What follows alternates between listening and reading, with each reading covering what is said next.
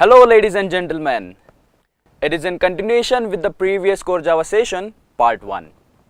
In last session, we have seen some basics and important core concepts of Java. I hope they are clear for you. Now let's proceed ahead and we'll be continuing with abstract classes and interfaces. And after that, we'll definitely have a look into exception handling and finally the important one, that is collections in Java. So let's get started, guys. So as we said, our objective is to cover what is abstract classes, when to use abstract classes, the rules for defining abstract classes, and once we complete with the abstract classes, we'll talk about interfaces and we'll see what is interface, and we'll definitely see what is the difference between abstract classes and interfaces, and definitely how to implement interfaces. Yeah. So to start with abstract classes, let's understand abstract class first. Okay. So when I say abstract class, what do you understand or what does it mean? So abstract class is nothing but a conceptual class, right? The name itself says that abstract. So when I say abstract, abstract means something imaginary, something conceptual, right? So what we are doing here is we are trying to implement each and everything, that is whatever we have in the real life, we are implementing that in the software domain, right? So some things are physically actually available, right, which we can touch, which we can feel, those can be easily converted, right? So if I say a vehicle, right, or if I say a vehicle called as an Tata Indica, right, so I can easily touch it, I can easily feel it, so I can convert that real life entity into a software domain, right? But when I say abstract classes, this is something related to the concepts, right? So that means what? There are some of the things in the real world scenario, those are conceptual, those are not real. So how do I convert those conceptual things into a software domain? So if I simply say a bank account, right, we have some concept called as a bank account, but if you consider this scenario, bank account cannot be touched, cannot be felt. Yes, it doesn't actually exist in the real world entity. Yeah, but still we have some of the operations on this, like withdraw and deposit. Yeah, we have to perform some operations called as an withdraw, operations called as an deposit, but this bank account entity does not actually exist in the real world, right, which we cannot touch it, we cannot see it directly, right, but it has the existence in the real life, which is imaginary.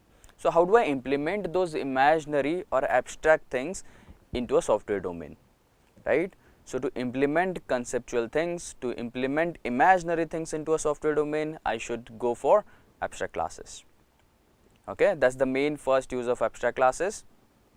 Even whenever we say that vehicle or employee, right, if I say calculate a top speed of vehicle, if I say calculate a top speed of vehicle, is that possible to calculate a top speed of vehicle? I'm just saying vehicle, I'm not specifying a specific vehicle. Rather than this, if I say calculate a top speed of Audi Q7, now I'm specifying a specific vehicle, right? If I'm specifying a specific vehicle here, then probably I may write a code for this, I may write an implementation for this method and we can implement it. But when I say calculate a top speed of vehicle, I'm just saying vehicle, I'm not specifying a specific any of vehicle, right? In that scenario, I cannot implement that specific code or implement that specific scenario, right? So how should I go for this? So your vehicle class, your employee class should be abstract classes. So in most of the scenario, if you see the base most classes, the classes which are generic classes, the common classes are abstract classes. Getting it? And we call other classes, the classes which we have implemented till now are called as an concrete classes. Okay, the concrete classes means the classes which has some implementation, which has some definition, which has some methods, right? Methods with some definition are nothing but the concrete classes.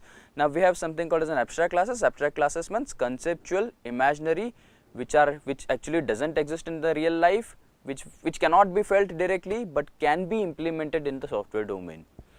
Getting it? So to implement imaginary concepts into a software domain, I should go for the abstract classes.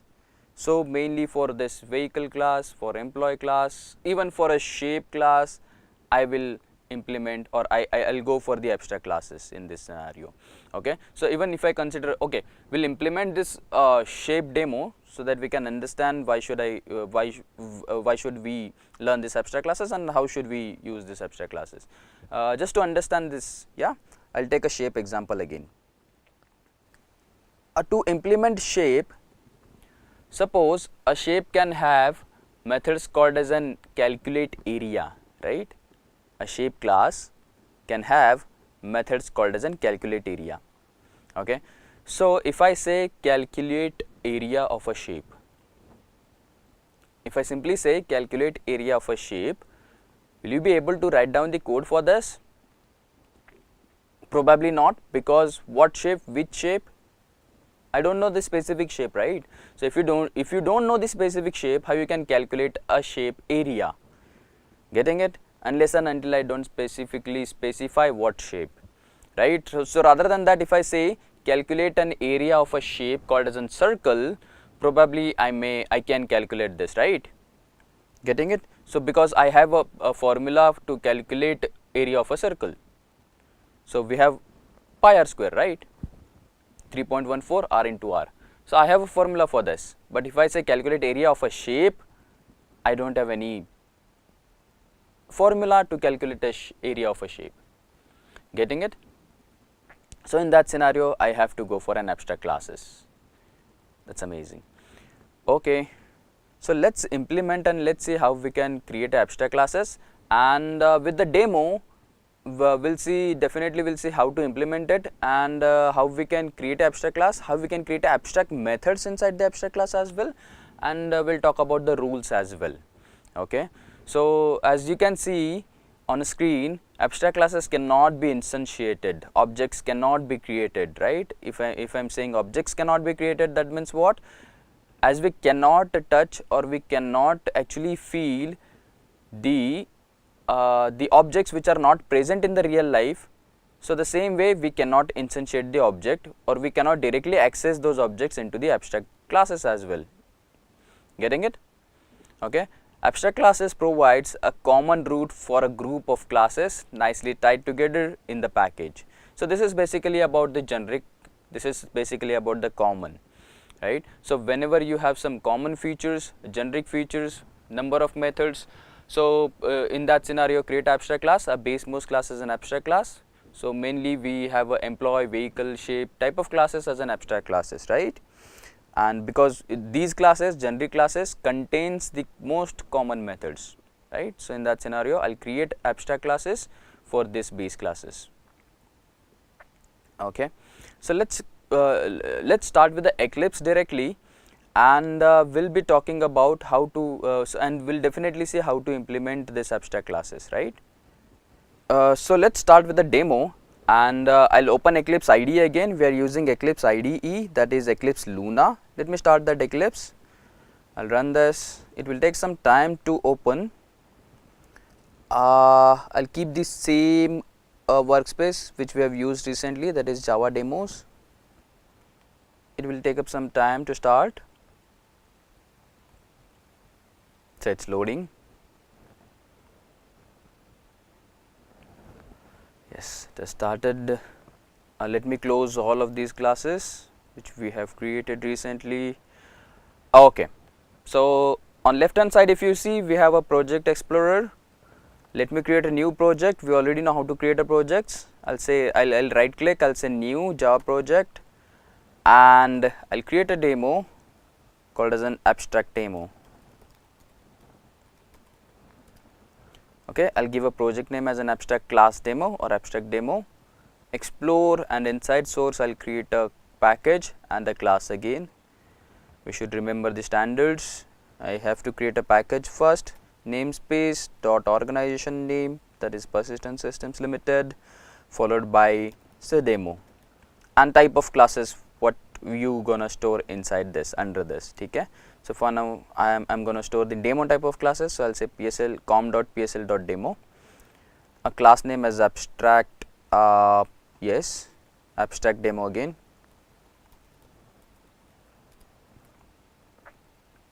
and this is my main class which contains public static void main. Okay, I'll keep this class aside. Fine, this is just a caller, this is just a client. From this class I'm just going to give a call to the different classes. Okay, so let me create some different classes as well. So we were talking about a shape class, so we'll take a same shape example. In shape class, to implement this I'll create shape class as an abstract class. Why?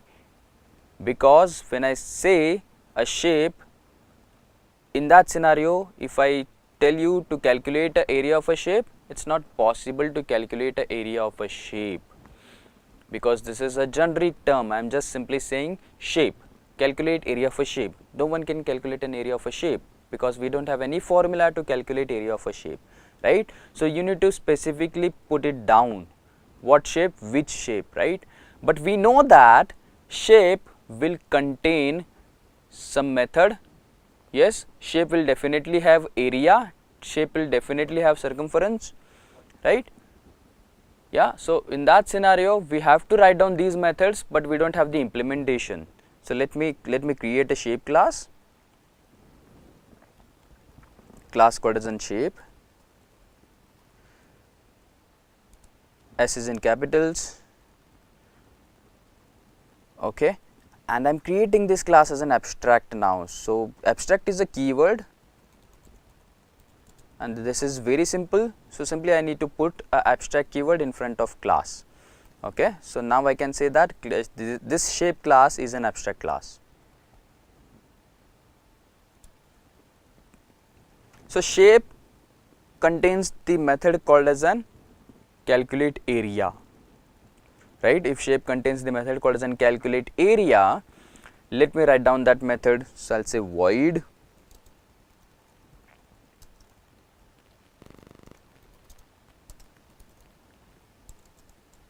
calculate area method, and if you see we are using the standards here, that is the class shape is in capitals, S is in capitals, calculate area method, this is a method, so C is in lower cases, areas A is in upper cases.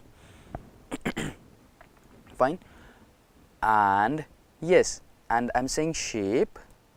Can I write a code here? I am saying calculate area. If you say calculate area for a shape, I cannot put down a code here. I don't know the formula to calculate area of a shape, right? So in that scenario, what I need to do, I cannot give a body, I cannot write a code here, so I'll end it with a semicolon, right? So I'll close that body, I'll not implement this. So if you are not implementing this, that means what? This method is an abstract method. Are you getting this? So as I'm saying this method is an abstract method, that means it doesn't have any body, it has ended with the semicolon, it doesn't have the implementation. Getting this? So we can create class as an abstract and method as an abstract as well. So in front of method, I'll simply put a keyword called as an abstract. If you cannot write any code for this, simple. Okay, so you can, if you want, you can change the access specifier for these classes. So probably I may want to put it public, private, protected, whatever it can be, that is possible. So if you want, you can make it public. Similarly, if you see, so abstract can be used, this is a keyword, I am talking about the rules now. So abstract is a keyword, can be used for a class and can be used for a methods, it cannot be used for the variables. Getting it? Abstract keyword cannot be used for the variables. Okay, so abstract class, this shape class can contain abstract methods as well as the concrete methods. What do you mean by concrete methods? Concrete method means the methods which contain some body which has some implementation. So I can have a method called as say display method probably. Yeah, so this is a display method. Yeah, just to understand, I am just writing out the system.out.println display. Okay, so from this you can see that abstract class shape can contain abstract methods as well as concrete methods. Getting it? Concrete methods means the methods which contain some implementation which has open close this curly braces, right? So we don't have any curly braces here for this abstract method. It has closed because we cannot write the code for this abstract method called as an calculate area. I hope that's clear now. So how do I implement this? So in future I know that we have many shapes which are derived from this shape class, right? We have a shape called as a circle, we have a shape called as an square, we have rectangle and so on, right? Hexagon, yeah. So from this let me derive a one more class or one more shape called as a circle shape. So I'll create a one more class, a new class inside the same source called as a circle.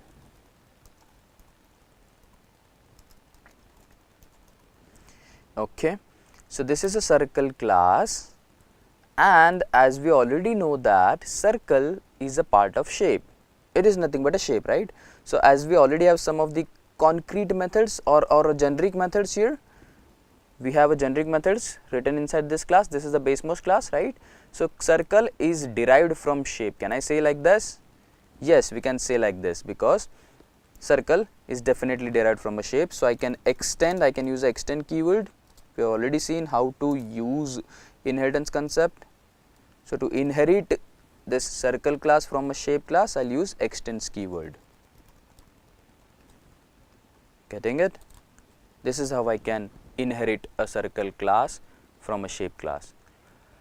If you observe, a circle started shouting, it has started giving us some error, a compile time error, right? So it says that you have to unimplement or you have to override the methods which are abstract in the shape class. Getting it? So this is the second rule. The first rule is shape class, abstract class can contain abstract methods as well as the concrete methods, abstract and non-abstract methods as well. It contains both the methods, right? Second thing is you have to implement all the abstract methods in the derived classes. So if you see in circle class, I am extending shape class, I have to override all the abstract methods. So I'll override calculate area method here. Can you see? So there is no any error now. We don't have any error here. So I have overridden calculate area method, right? Can you see this annotation? This is called as an annotation. This is just an information which says that this method is an overridden method. We already know the meaning of overriding now. Yeah, this is a part of polymorphism. So we have a calculate area method written in shape class, yes, as well as in a circle class. So can I implement this calculate area now in circle class? Yes, we can implement this because we know the formula to calculate an area of a circle. Fine with this? As we already know the formula to calculate an area of a circle. Previously we didn't know that, right? We didn't know how to calculate an area of a shape, right? So now we can calculate an area of a shape. So I can write a code here if you want. So I can say that, so this is 3.14 r into r. So probably what I'll do, I'll just take a radius in the in a constructor. So I'll write down I'll put the constructor here, circle constructor, and I'll take a radius of type integer. Okay, let me initialize this. I'll create a global variable as well. Okay, and let me initialize this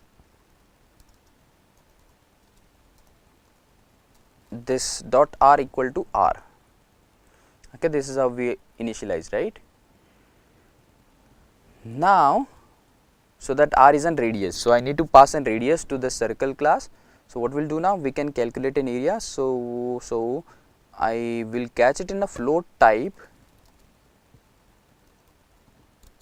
because the result what we are gonna get is in floats, right? So this is 3.14 into r into r. That r or that variable r, that is radius, we are going to catch here in the constructor, and we need to pass it in the constructor of this class, right, while creating an object. Okay, we'll pass that. So while declaring and float variables, I need to use an f in front of that. Okay, this says that this is an floating variable. 3.14 is an floating variable, right. Float can catch float and integer as well. These are integer variables, that's fine, because float is the biggest one, so float can catch float as well as integers, so that's absolutely fine. Okay, now let me just display this area. So I can say area of circle is, concatenate and print the value of this variable area. This is how I can write down the code. Okay. So the important thing is to tell here, we have a abstract method that is calculate area, and as well as I inherit this class, I am using this class, right. Circle class inherits this shape class, extend this shape class. So if it extends shape class and this is an abstract class, so circle class has to override all the abstract methods. Okay. So inheriting class has to override all the abstract methods. So calculate area method is been overridden here. Okay, so this is the important rule. This method has to be overridden. Remember this. What about this concrete method display? So it is up to you that you may override it or you may not. Right? This is just a normal method. This is just a concrete method. So if you want, you can override it. If you don't want, you don't have to override this. Right? I'll come back to circle class. Okay. Now I'll just go to main and I'll just give a call to this calculate area method. It's very simple. I have a main here, yes, and to give a call, I'll create an object of circle, something like this. Circle, say C is equal to new circle, and I need to pass an radius, say radius is as in 10, and yes, once we created the object, we can give a call to the methods. Can you see that? I can call calculate area method now. Let me run, and on console we can see the output. It says that area of a circle is 314. Yeah. So let me show you the flow. We have created an object of circle, so this statement will give a call to the circle constructor. So it will jump to circle constructor here, right. So value will get initialized. So this r is equal to 10 now, yeah, because we have passed 10, and we are calling this method calculate area method. Can you see c dot calculate area? So it always gives the call to the overridden methods, right. So in circle class, so it will give a call to the calculate area method, and this will get executed and it is printing the output. That's it. Simple, isn't it? Okay. So the important thing is to understand the concept of abstract classes. What is abstract class and why abstract class? Okay. So let me talk about the rules again. So to talk about the rules for creating an abstract class, we need to use an abstract keyword in front of the abstract class, right. So abstract can be used for the classes, can be used for the methods as well. So if you are creating abstract method, it has to end with a semicolon. Abstract class, so the second rule is abstract class can contain abstract as well as concrete method. Fine, this is the second thing. Third thing is abstract method has to be overridden. So this is an abstract method, that is calculate area. So once I use this class or extend this class, I have to override this method. So if I come back to circle class, I have overridden this calculate area method. You have to override this, it is must, right, otherwise this circle class will give you compile time error. Fine, that is the third thing. Next is even if you have a single abstract method, as you can see, I have removed abstract keyword from this shape class. Okay, so even if you have a single abstract method, as we have here calculate area as an abstract method, you have to create a class as an abstract. A class must be abstract if it contains an abstract methods. Getting it? So even if you have a single method as an abstract method, I have to create a class as an abstract. This is must. Next is, if you have an abstract class, that is fine even if you don't have any abstract method inside that. Are you getting this? So abstract class can contain all the concrete methods. I am commenting this. So this means what? We don't have any abstract method in the shape class now. I just have a one concrete method. So this means abstract class can contain all concrete methods. So this is fine if it doesn't contain any abstract methods. Getting it? Okay. And the second thing is, as we said, recently as we said, if it contains even a single abstract method, if your class contains even a single abstract method, class has to be abstract. Remember these rules, probably you can note down these rules. Okay. And again, yes, the last one is, you cannot instantiate abstract class, that is shape class. So let me try to instantiate, let me try to create an object of this class. We have created an object of circle, which is a derived class, which is a simple concrete class, right? But we cannot create an instance of the abstract classes, that is in base classes. So I have a class called as an abstract. Can you see that? Abstract demo is an abstract class, and I am trying to create an object of this class now. Okay. Is that possible to create an object of this class? It is not possible to create an object of abstract classes. Instantiation of abstract classes is not possible, right? So if I come back here, shape is an abstract class. So let me try to create an object of shape, not the abstract demo, my mistake. So let me change this to shape.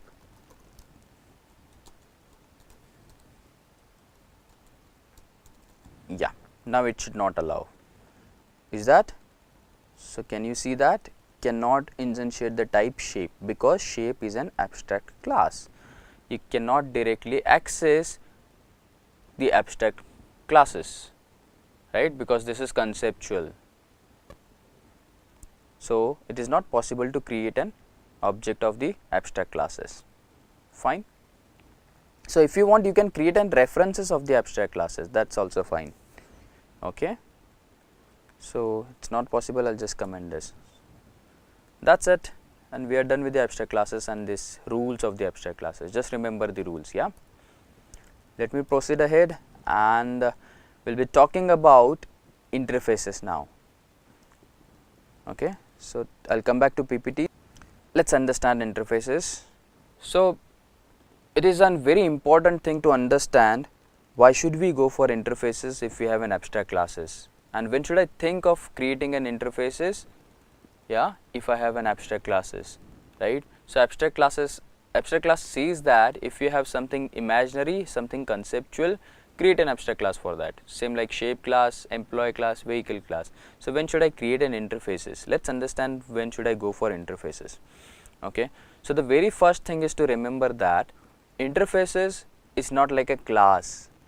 It is not an abstract class even, right? There is a difference between abstract classes and interfaces, and it is a very big difference. We have a very big difference between the abstract classes and the interfaces. Let's understand what is interfaces first. Okay. So basically, if you see, interfaces are mainly used for loosely coupling. So let me note down these. Let me note down these points. So we are talking about interfaces. So when I say interfaces, when should I go for interfaces? Interfaces are mainly used for loosely coupling.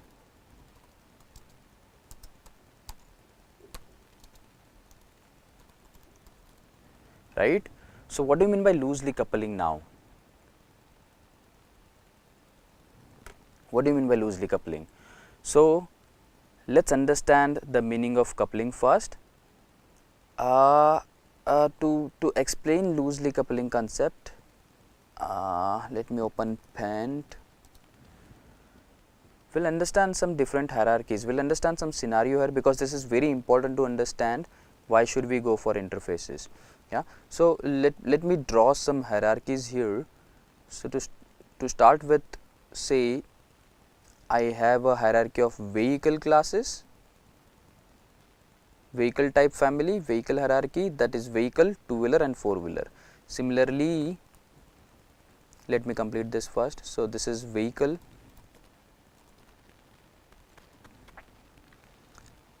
From vehicle, what we have derived classes are four-wheeler and two-wheeler.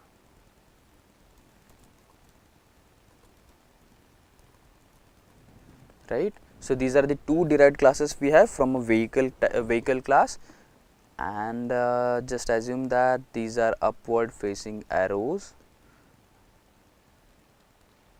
Okay, as it is inheritance, we have to show the upward facing arrows. This is an inheritance, right? Okay, so this is a one scenario or a one family. Now, if I say, can I add a developer class under vehicle? Understand this question? I am saying, can I add developer class under vehicle? Is that possible? Can I add a developer class under vehicle? Right? Probably you may say yes. Yeah, but does it make any sense? If I add or if I derive a developer from vehicle, do you have any common functionalities which vehicle has?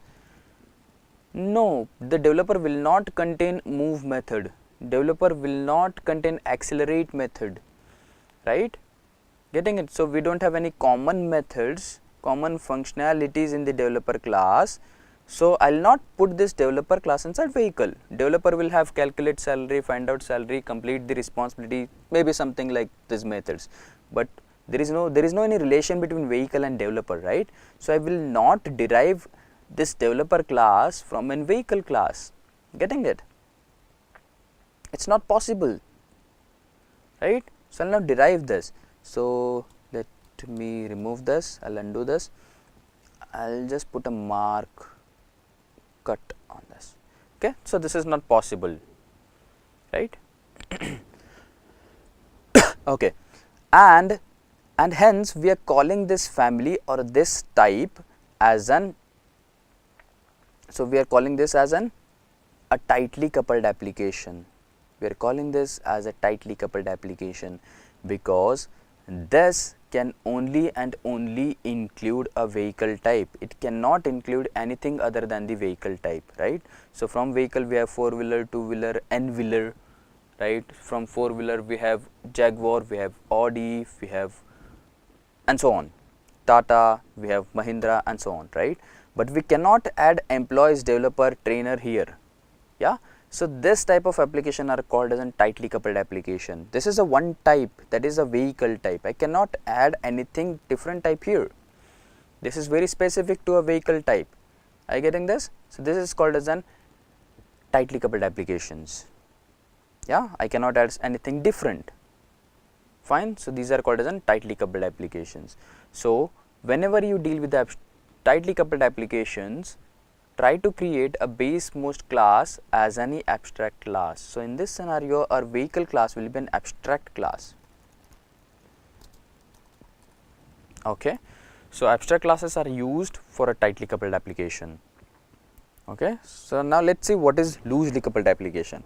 So this is a one scenario, this is a one family of vehicle family. Similarly, we have a different family, say something like this. Say now family of employee.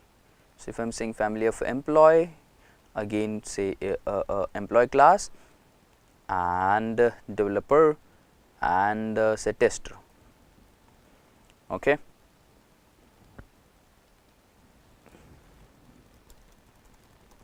am saying employee and what I have is developer and tester.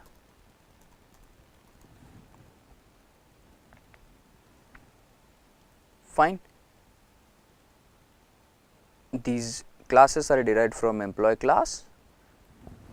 Okay, and now we are saying that this is a one family, that is an employee family, this is again a different type, this is again a different family, right?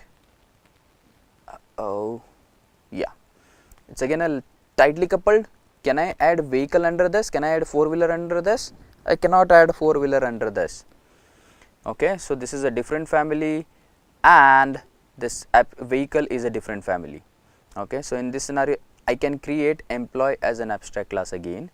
So I can make this class as an abstract.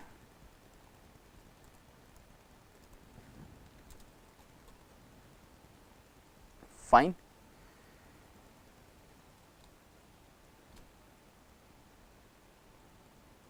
Okay, but these are two different hierarchies or two different families, are very related to each other. So four-wheeler, two-wheeler are related to vehicle, developer and tester are related to employee.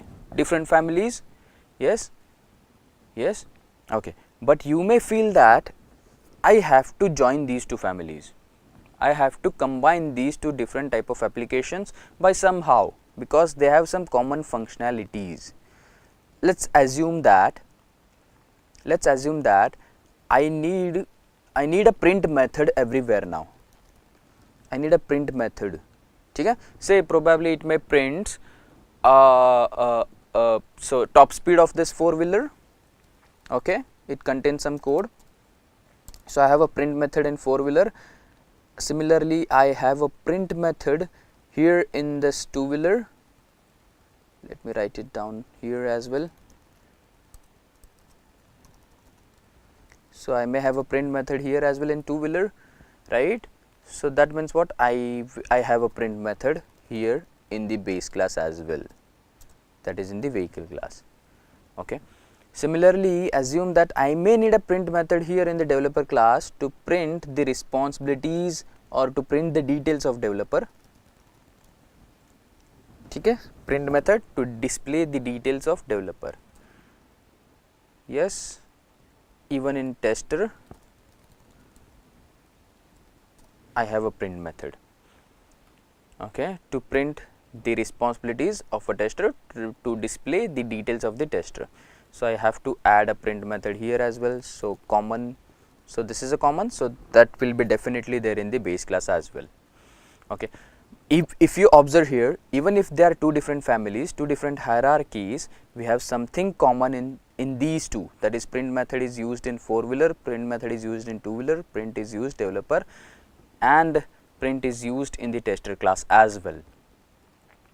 So even if they are two different families, we have something common in two different families, right? In that scenario, I cannot create a new class above this. Getting it?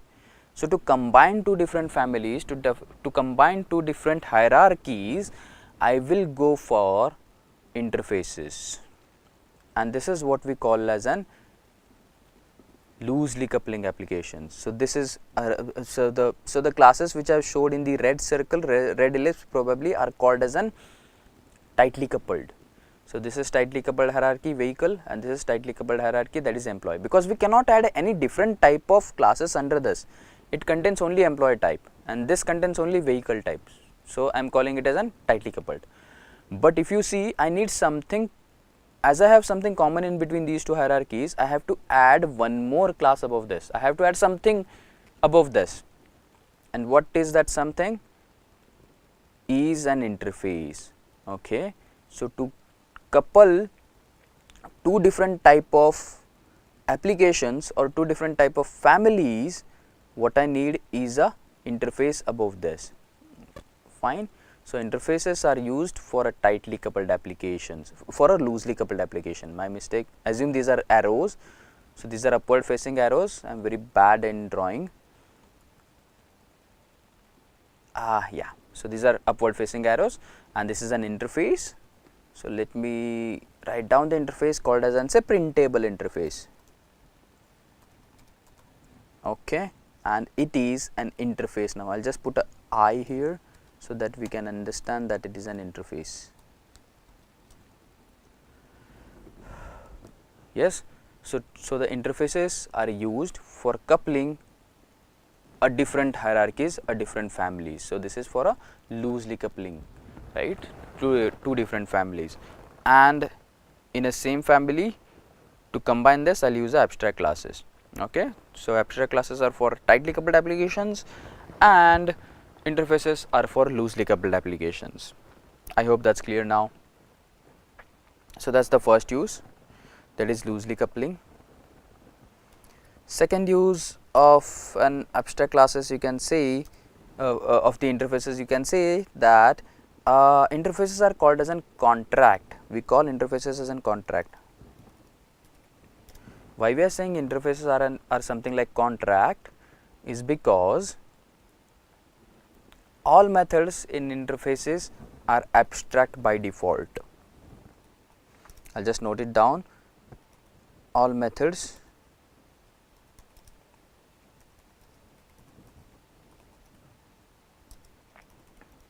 are default abstract. Okay, so this means what? I can only and only write abstract methods inside the interfaces. I cannot have the concrete methods inside the interfaces. Clear with this? So if you can have only and only abstract methods inside interfaces, that means what? I have to implement all the methods. So we already know that abstract methods has to be implemented, right? So as we are saying, abstract methods has to be implemented. So if I have all the abstract methods in the interfaces, that means what? I have to implement everything, right? So assume that if this printable method or this printable interface, yes, so it should contain method called as an print, right? So for now it contains a method called as an print. Okay, and yes, definitely it is by default an abstract method, public and abstract method. Okay, so has to be implemented. We are saying it is contract. So if it is a contract, that means what? Everything should be implemented, right? It is something like an agreement. We call interfaces are as an agreement, right? So agreement means what? We sign some agreements, right? We know some of the agreements, right? So probably if we are staying on a rent, if we are the tenant, then we have to sign some agreement. We have to make some agreement between the owner and us, right? So why we are making that agreement and why we are signing that? Because we are okay with the rules which are defined in that agreement.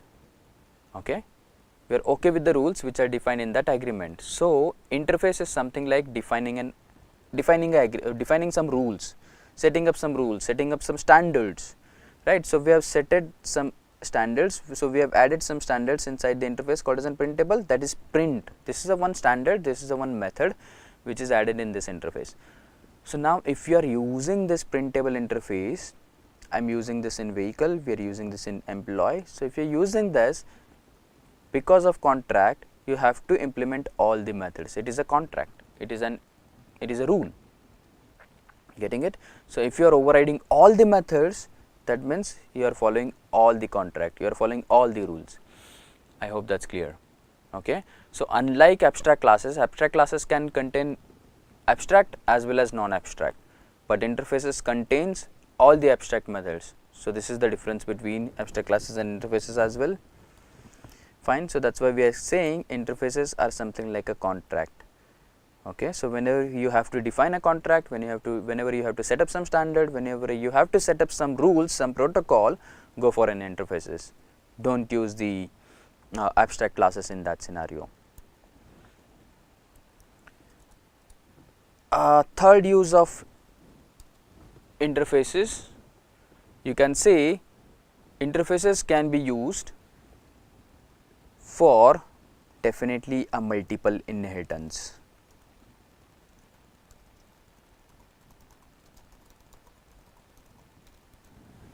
Okay, interfaces are for multiple inheritance.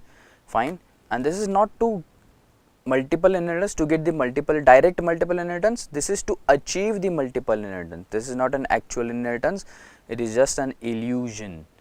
Okay, we cannot have a multiple inheritance in Java. Remember this, Java doesn't support multiple inheritance, but just to achieve, just to make a feel, yeah, just to achieve, we can use interfaces in that scenario.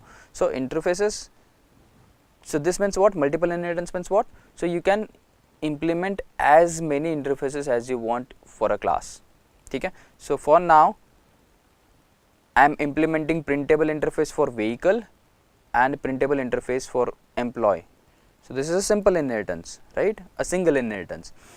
If you want, you can implement more than one interface as well. Getting it? Okay. So I may have a interface called as an, say, demo interface. As you might have an interface called as a demo interface. This is an interface. Okay, just put I in front of this, say demo interface. If I am creating demo interface, yeah, again this class can implement more than one interface. This is again a upward facing arrow. Assume this is an upward facing arrow. Okay,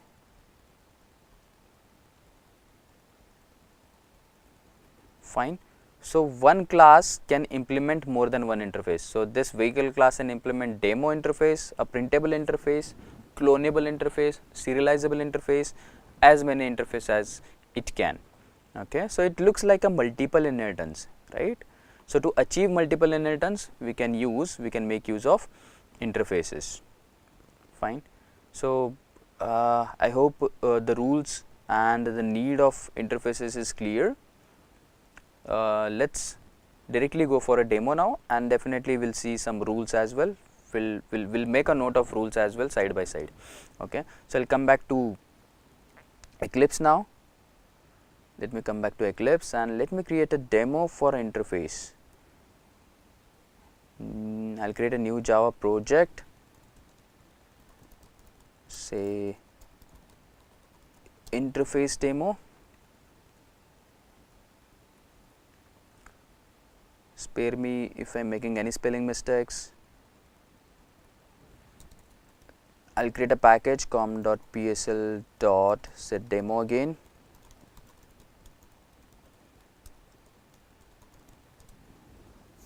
Okay, we are creating a class called as an interface demo. Okay, I have a public static void main in this. Okay, so let me create some interface now. So interface called as an printable interface. Same like a class, we can create an interface by saying new. As till now we have created a class. This C here in a green color stands for class, and this I here stands for an interfaces. So same like class, I can select this interface. Yeah, we wanted to create it in the same package, and I can give a name to some interface. Okay, so I can say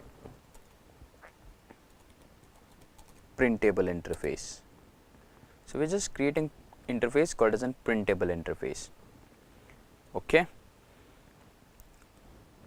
and this printable interface contains a method called as an print.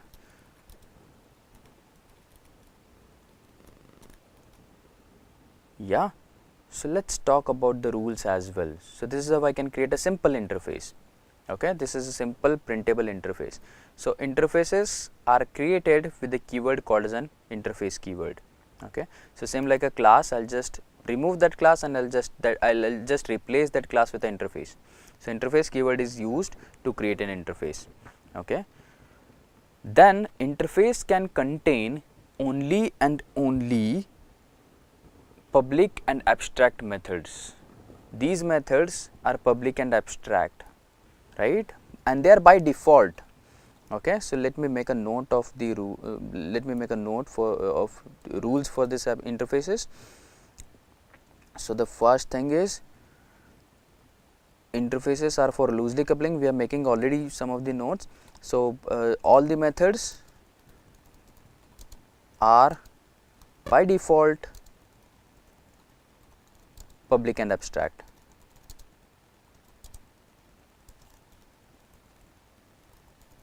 Okay, remember this, all the methods inside interface are by default public and abstract.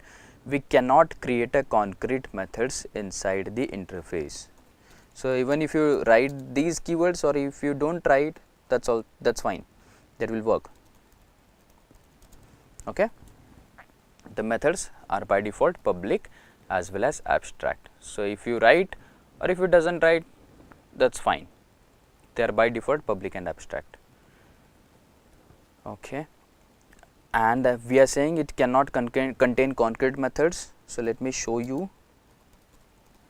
We cannot have concrete methods. Concrete methods means which has some implementation, yeah, which has some definition, opening the closing and opening and closing braces here. So that means concrete methods. So can I write concrete methods? We cannot. It has started giving us some error. Abstract methods do not specify a body. Can you see that? Right. So we cannot have a concrete methods inside the interface. Yeah. So we can write only and only public and abstract methods inside the interface. This is the first rule. Okay. How about the variables? We can create variables inside this interface. How we can create? It is something like this. Say assume integer variable a is equal to say 10. I am creating a variable, and this variable is by default public, static and final. I will just scroll on this. Can you see this word keyword code is an S and F here, this word S and F, that stands for static and final. Okay. So variables in interfaces are by default public, static and final. Okay. The variables are by default public, static and final. So even if I don't write these keywords in front of this, that will also work. Okay. And we already know the meaning of static, final and public, right. So why they are by default public? Because it is for multiple inheritance. This is for loosely coupling applications, right. So it may, you may use the interfaces anywhere. You may use the interfaces anywhere in different packages. So one type contains, or one family is in one package, different family is in different package. Package is for differentiating the families, differentiating the types of the classes, right. And as interfaces can be used in any type of package, anywhere, in different hierarchies as well, right. This is for loosely coupling. That is why methods inside these interfaces are default public. Okay. They are by default public. Okay. The variables are by default public, static and final. Remember this. This is the second thing. I can make a note here if you want.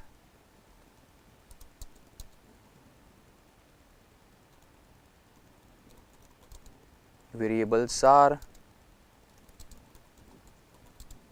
by default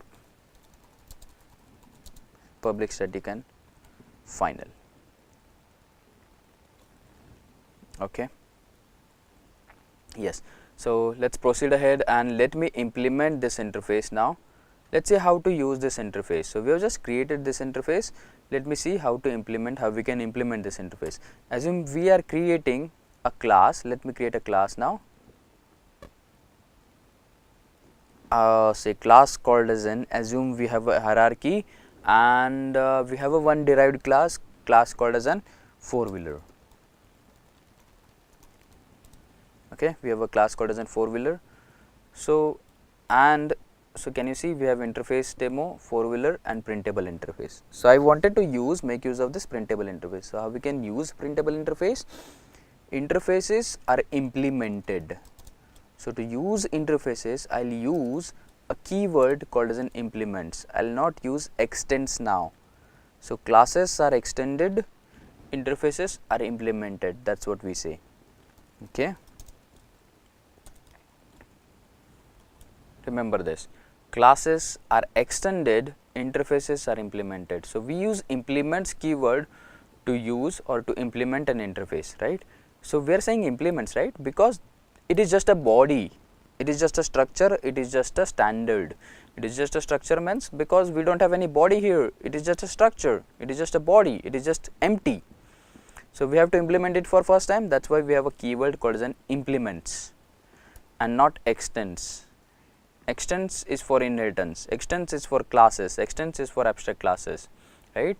So implements is for interfaces, remember this. So once you say implement interface, it gives us error. It started shouting again. So what it says? you have to implement all the methods. Yes, we said it is a contract, right? It is a contract. So what do you mean by contract? Contract means you have to implement all the methods. You have to implement all the methods present in this printable interface, right? That's why we are calling this interface as a contract. Okay. So once you override that print method, so we have a print method in this printable, yes, and that is by default public and abstract. Even if I remove this, that doesn't matter. And in four-wheeler, I am implementing this printable interface, right? And if you implement that interface, you have to override all the methods. So I have overridden this print method. So now I can write down the code inside this. I'll just put a simple sys out here saying that this is a print method from say four-wheeler. This is a four-wheeler print method. Okay, that's it. So the third rule, fourth rule, whatever it is, it says that once you implement interface, you have to override all the methods. Remember. Let me come back to the main now. Let me see. Let me show you how we can give a call to interfaces and how we can give a call to the implemented interfaces. Yeah. So same like abstract classes, interfaces cannot be instantiated. We cannot create an object of interface. So I cannot create object of interface. I'll just show you.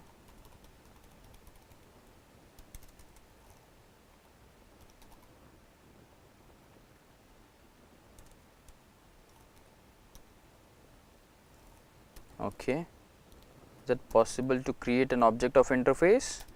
We create object by saying new. Yeah, we have a printable interface. Is that possible? Is that allowing us? It is not allowing us. It is giving us error. Cannot instantiate the type printable because it is an interface.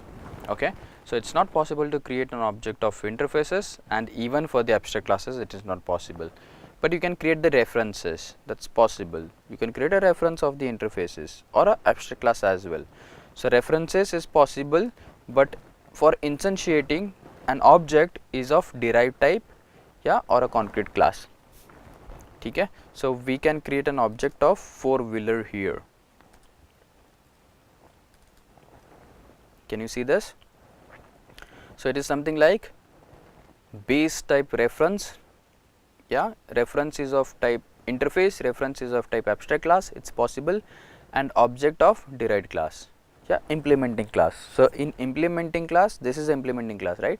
In four-wheeler, we have implemented that printable interface. Yeah, so this is possible, and now I can call a methods on this obj, and the method is print method.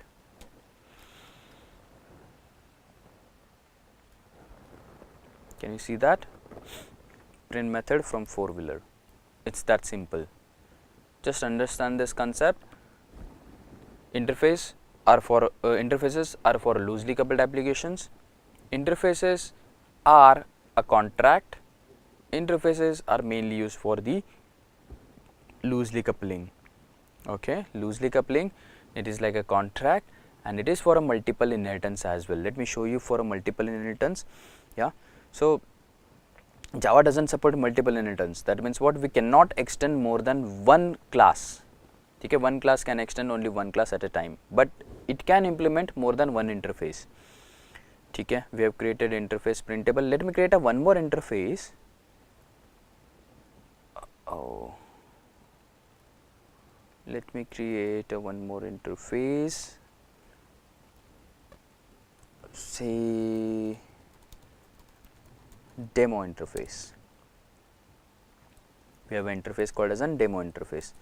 Okay, and this has a method called as an say display.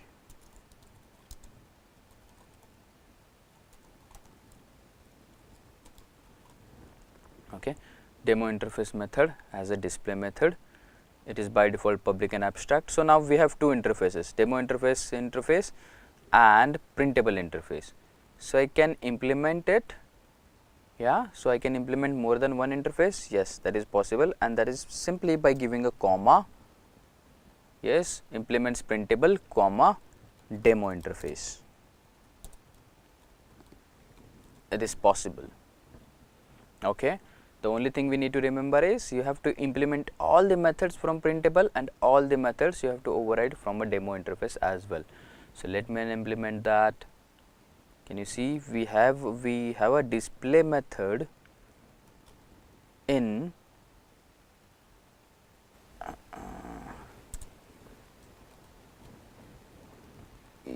yes, we give a closing for this. Yeah, so can you see that we have a display method in demo interface, okay, and we have a display method here, define display method, and we are overriding that in a four-wheeler, okay, and I can use system.out.println here just to give some implementation.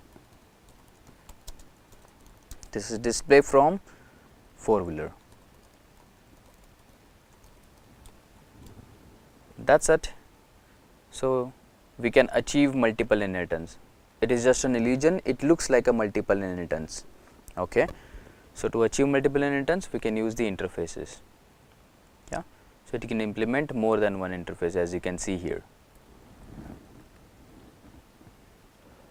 That's all. We're done with the interfaces. I hope that's clear now. Okay guys, so till now we have seen how to work with the abstract classes and the interfaces, and we have seen the difference between abstract classes and interfaces as well. That's then one of the important concept which we have covered, and we have seen as well as the rules in abstract classes and interfaces. Yeah, and we have seen the demo, and that is and how to implement abstract class and how to implement an interface as well. Okay, so in continuation with that, we'll start with a new topic, that is an exception handling now. Okay, this is completely a new topic, and believe me, this is again a very important concept, and this is very nice to understand. Yeah, this is very beautiful. Let's start with the exception handling then. Yeah, so to start with the exception handling, so our main objective is to go through what is exception first. Yeah, so we'll understand what is exception and how to handle the exceptions, right? Then we'll understand the difference between exception and error. What is an actual difference between exception and what do you mean by error? Yeah, then we'll see what we have in Java to handle the exception, that is exception handling framework.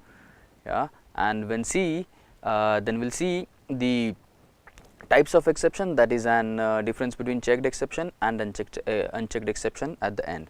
Yeah, and finally we'll have a hands-on.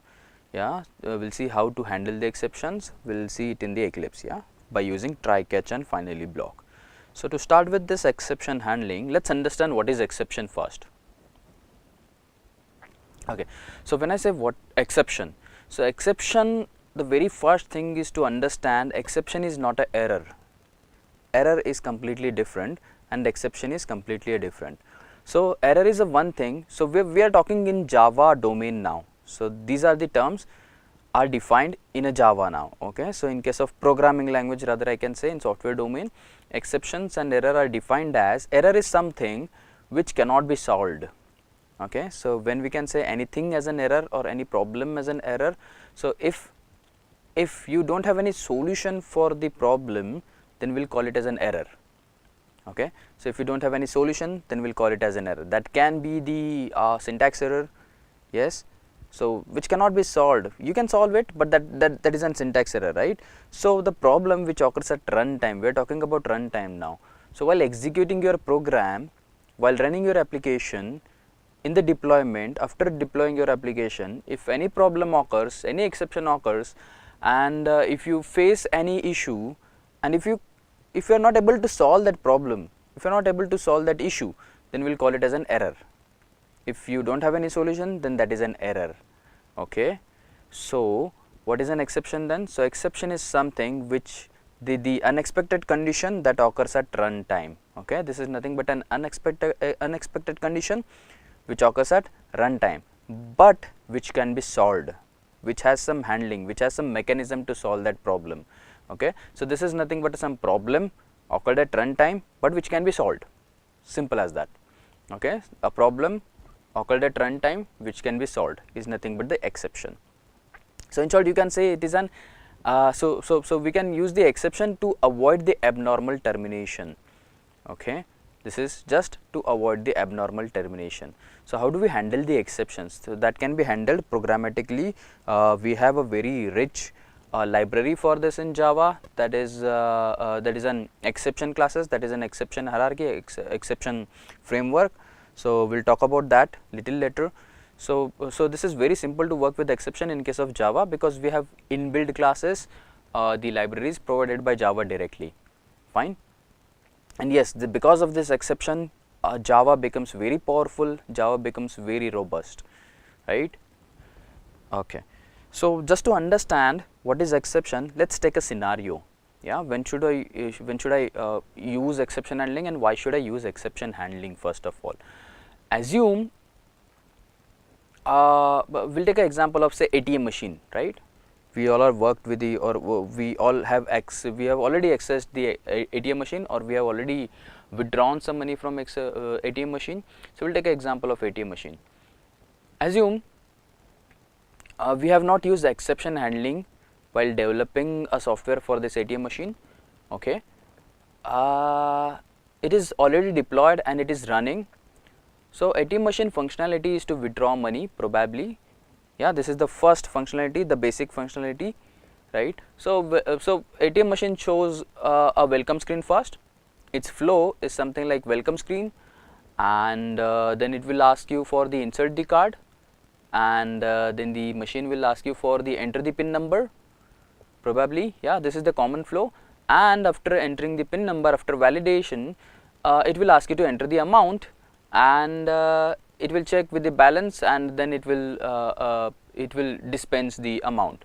Yeah, so this is how you can withdraw money. But the problem is that, assume you have entered the amount, enter the PIN number, everything is correct.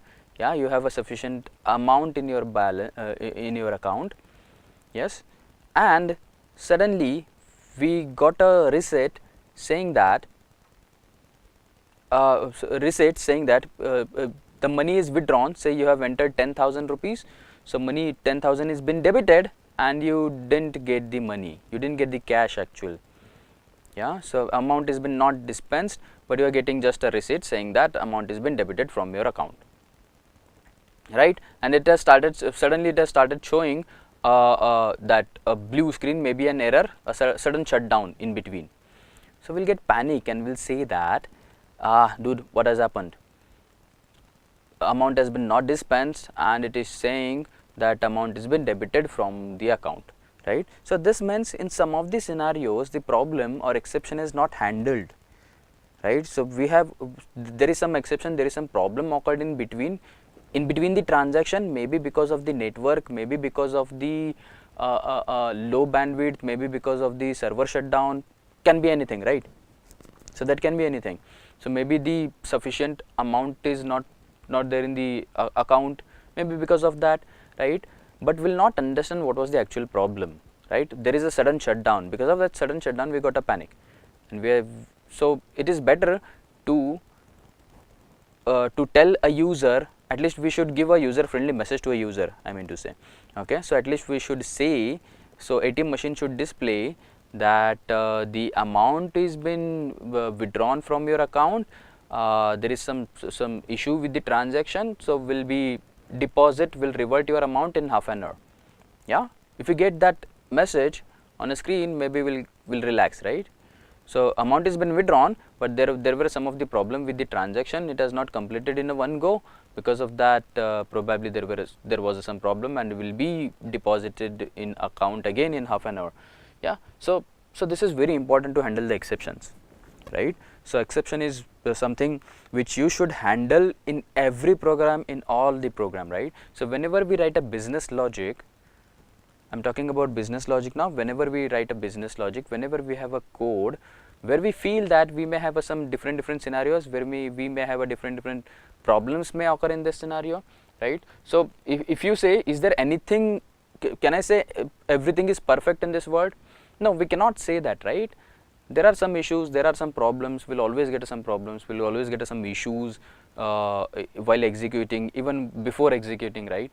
So to make it sure that it will work at least perfect, or at least to the extent, at least to the good extent, to the perfect extent, yeah. So we should try to we should make sure that we should put our code inside the try catch block, right? So if I put it inside try catch, if I try to handle the exception, it will at least try to give a user friendly message to the user, right? So we'll use exception handling basically to handle the exceptions, to handle the problems, to avoid the abnormal termination, so that the machine should show, or as we are taking ATM machine, so machine should say that money is been, there is some issue with the backend, will deposit your machine, will deposit your amount in half an hour, and it should show a welcome screen again. There should not be a sudden shutdown, right? So this is at least to handle the problem or to show a user friendly message, simple as that. Okay, yes. So how do we use it and how do we handle it in case of Java? So it's very simple. In case of Java, what we have is a try, catch, and finally blocks. We have a try catch block, right? And try catch are nothing but the keywords here. So as I'm saying, these are the blocks, these are not methods, right? Methods can also be called as a block, but inside a block is something which contains some statements, right? Which we can write it anywhere, right? Which we can call it as a block. So by using try catch block, we can handle the exceptions. So we should write a code inside try, where we may feel that we can get some problem, we may get an issue in execution. That code should be written inside the try, and the solution for the problem should be written inside the catch block. Okay, so catch handles the exception that is thrown in a try block. Yes, we'll talk about finally little later, but for now just understand that finally block holds the statements that must be executed. It says that the finally block holds the statements that must be executed irrespective of exception is thrown or not thrown. Okay, so finally block gets executed always, whether you have an exception, whether you don't have an exception, finally block is executed always. Yeah, so we'll talk about that. We'll talk about finally little later. So once we go to Eclipse, once we have a hands-on on this, we'll talk about finally again, right? So for now just understand that try is to handle, try is a block. So inside try we'll write down the code. Yeah, so maybe where you may feel that there can be exception, there can be issue, we'll put that code inside try, and the solution for that problem we'll put it inside a catch. Yes, okay. So this is a basic hierarchy of an exception classes what we have in Java. So in case of Java, this is an hierarchy of exception classes we have. So let's understand what is this hierarchy. Yeah, so the basemost class in case of Java, and all these classes interfaces are present in java.lang package, that is a default package. Okay, these are directly present in the java.lang package, so we don't need to import any different package as such. These are present in the java.lang default package. Fine. So let's talk about this. So what we have is a basemost class called as a throwable class. As you can see in the on a PPT, it is a throwable class which is an basemost class, right? So from throwable we have two types of classes, that is error class and the exception class, right? We have error and the exception. We know the difference between error and exception now. Error, which occurred at runtime but cannot be solved, which doesn't have any solution, we'll call it as an error. Exception, which occurs at runtime but has some solution which can be solved, is an exception. Simple. Okay, so we'll talk about exception now. So on right hand side, if you see, exception is again divided into the two parts, that is IO exception and runtime exception. IO exception and runtime exception. We also call it as unchecked exception and unchecked exception. So IO exception is also called as an checked exception. Okay, so IO exception is also called as an checked exception. Runtime exceptions are also called as an unchecked exception. Remember this. Okay, and we can also call it as an IO exception are also called as an compile time exception, and runtime, and yes, this is a runtime exception by default. Okay, so IO exceptions can be called as an compile time exception or unchecked or a checked exception.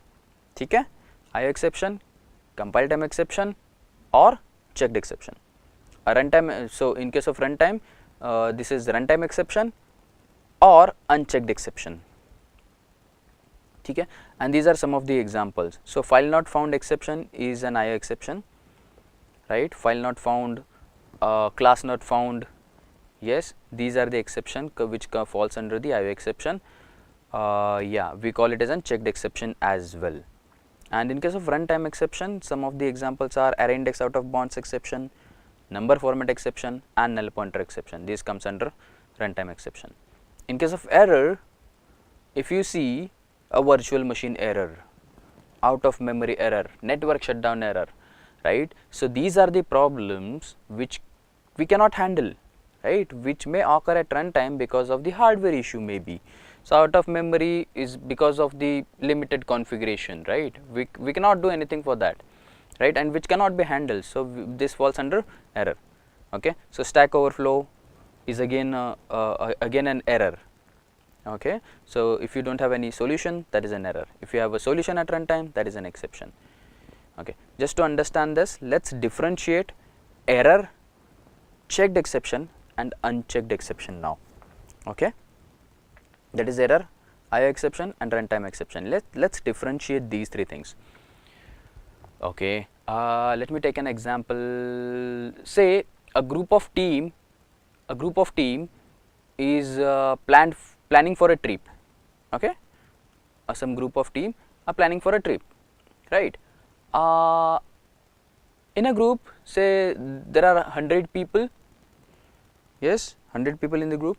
And out of 100 people, some of them are 70% are saying let's go to Goa, and some people are saying let's go to say Manali.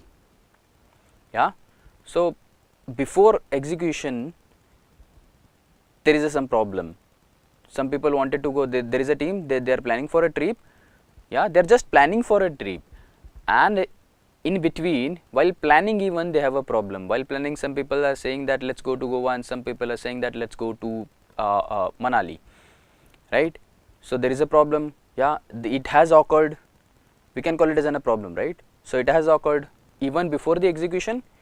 Yes, can we solve this?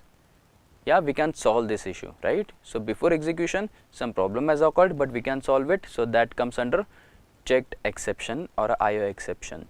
Remember this. A problem occurred before execution but can be solved. Problem occurred before execution but which can be solved is called as an IO exception or a compile time exception. So how do we solve this? So either we'll convince everyone to come to Goa, yes, or we'll get convinced to go to Manali, right? So we have a solution for this, right? So this is what a checked exception is. Yes. Yes, what can be a runtime exception? So any problem occurred at runtime. If I consider the same example, say so everyone is assume that everyone is convinced to Goa, to plan a trip to Goa, right? So everything going smooth now. Everyone is ready. So we have headed towards Goa. Yeah. So while going Goa, they face some problem. Maybe tire got punctured.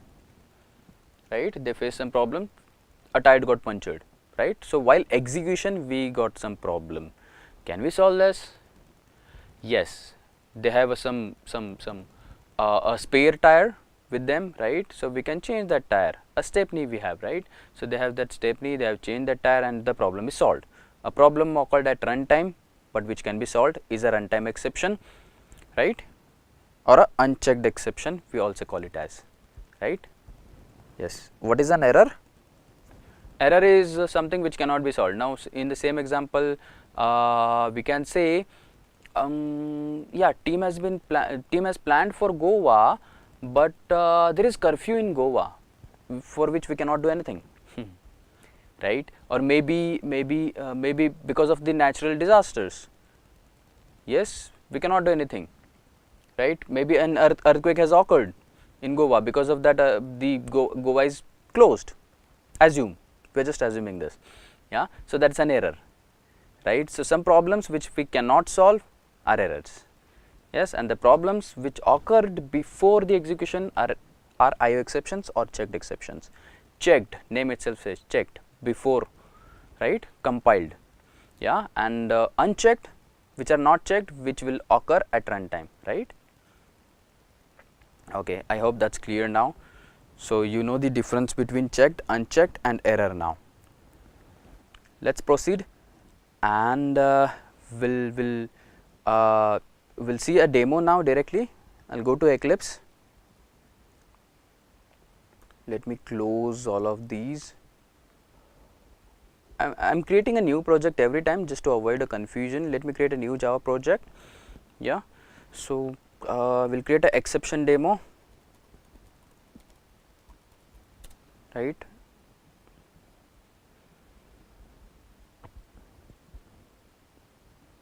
I'll create a new class, insert some package,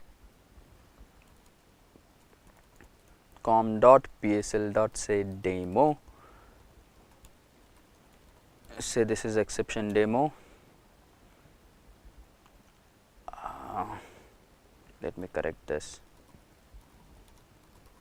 exception demo, yes. I'll rename it, yeah. I have a public static void main in the same class. Let me maximize this. Okay, let's talk about a divide by 0 problem first, yeah, which is an runtime exception, unchecked exception. We are talking about unchecked exceptions for now. Okay, so assume we have two numbers, right. So we are talking about dividing a number. Okay, so we have two numbers, say a is equal to 10, I am initializing the values as well, and b is equal to 5. Similarly, we have one more variable called as an result. We'll catch and we'll initialize it to 0. We'll catch a result in result variable. Okay, so what we are trying to do here is we are trying to calculate division of a and b.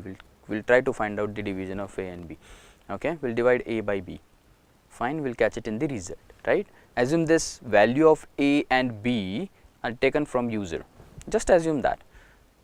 Okay, so this is a system where the value for a and b are entered by user, yeah, just assume that. We are hard coding the values for now, just assume these values are coming from user. And let me print the output on system.out.println, saying that result is result or division is result. So we are not using any try catch block as of now, we are not handling any exceptions as of now, right. This is just a simple program as we have done till now, as we are doing till now, right. Let me execute this. Do you find any problem, any issue here? No any issue, no any problem. This will execute and the result is 2. So definitely if I divide 10 by 5, I will get a answer as 2. Assume as it is we have a user interaction here, a number b a user has entered as a 0, a value for the dividend is 0, right. So if I divide, if we already know that if we divide any number by 0, so it's divide by 0 error, right. So we cannot divide any number by 0, that's a problem, that's an issue. So it's a runtime, right. So it is not giving any problem for compile time. I have saved my program, so there is no any compile time error, no any compile time problem. Now if I run this, yeah, if I run this, I am getting an arithmetic exception. So as you can observe in console, it is saying that arithmetic exception divide by 0, right. After that it is showing some description about that exception and a line number as well. Can you see exception demo.java and 9. So if I click on this, it will tell it will navigate to that specific exception,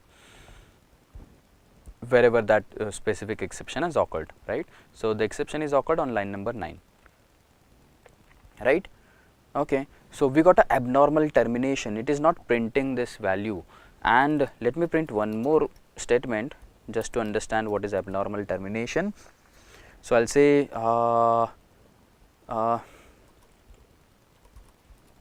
everything say looks good.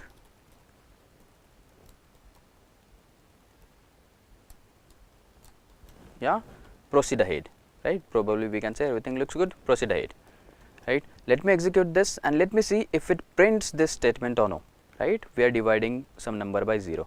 So if I run this, it is not printing that statement, right? So this is an abnormal termination, a sudden stop, a sudden shutdown, right? Okay, so this should not happen, right? So we should handle the exceptions in this scenario. So whenever you may feel that there is a problem, there is an exception, there can be an exception at runtime, try to put that code. So I think this statement or this particular code should be written inside try catch block, right? So I'll put such code inside try catch block. Okay, so or you can use it something like this. I'm using shortcuts for now, so I can simply use try and catch. Okay, and catch has some parameter. Catch has some parameter. So we have a types of exception, that is what exception will occur. Now we know the exception type is, this is related to the arithmetics. So the exception will occur as an arithmetic exception. So we should write an specific exception in catch all the time, not the base most class, that is an exception, right? So we should write the specific exception types. So that is an, so I should say arithmetic exception, right? And the variable for this, say AE, that's just an reference or a reference variable, right?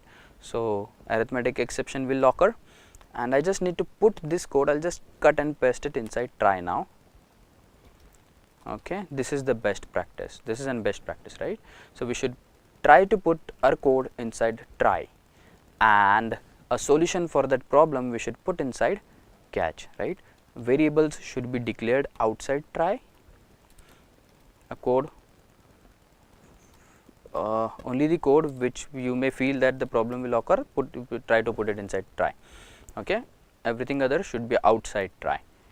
Yes, declaration is outside try. Okay, now a solution will provide inside try. So what will happen? Exception will occur on line number 11 now on this statement, because you are dividing by 0.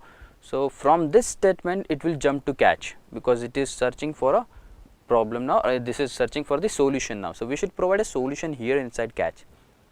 Okay, so I'll provide a solution, I'll give a sysout, I'll print on the console saying that hello, you cannot divide by 0, you cannot divide any number by 0. So we'll just give a sysout, or we'll just print it on the device or a screen. You cannot divide by 0, say.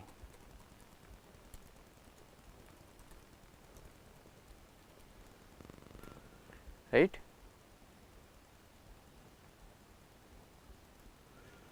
Okay, I'll just give this sys out saying that you cannot divide by 0, and so the user will understand that I should enter some different value for this b. So he will enter some different value. Assume we are taking input from user now. Say assume 2 is been entered, and we calculate the result again. Result is equal to a divided by b again, and we are just printing and result. So this is result is, and the output and value of that result. Okay, so this is how we can use try catch block to handle the problems, right? So as you can see, exception will occur on this if number is divided by 0. So from this statement it will jump into catch block, as this is an arithmetic exception, right, that we have to specify in the catch block. It will jump and it will proceed. So we have given a user friendly message saying that you cannot divide by 0. So user has entered some different value, we have calculated, and it will print and it will proceed ahead. Now there will not be any sudden shutdown, there will not be any abnormal termination, right? Let me execute, let's see if it works. save and run. Oh, so as you can see, it has entered in catch block, right? You cannot divide by 0. Result is been calculated. The value of b is 2. So 10 divided by 2 is 5, and then onwards after catch block we have written everything looks good. So everything looks good, right? So this is how we can use a try catch blocks to handle the exceptions to avoid the abnormal termination, right? So that's how simple it is, isn't it? Okay, so let me tell you what all combinations are possible, right? What all possible combinations for this try catch. So one is try catch, a simple try with a catch, or we can also have a try with a finally, right? We can have a try with multiple catches. Okay, so I can use a one more catch here if I want. So it is not always that we'll have a only arithmetic exception, right? So in this code or in this statements, assume we may get some different exception or we may get a different problem, right? So we should have some different catch for that. So every problem should have a different catch. Remember this. So every problem should have a different catch. So for different problems, number of problems, we cannot have a single solution. For different solution, for different problem, we have a different solutions, right? So hence we can have a number of catch block for a single try. A try can come up with a multiple catches.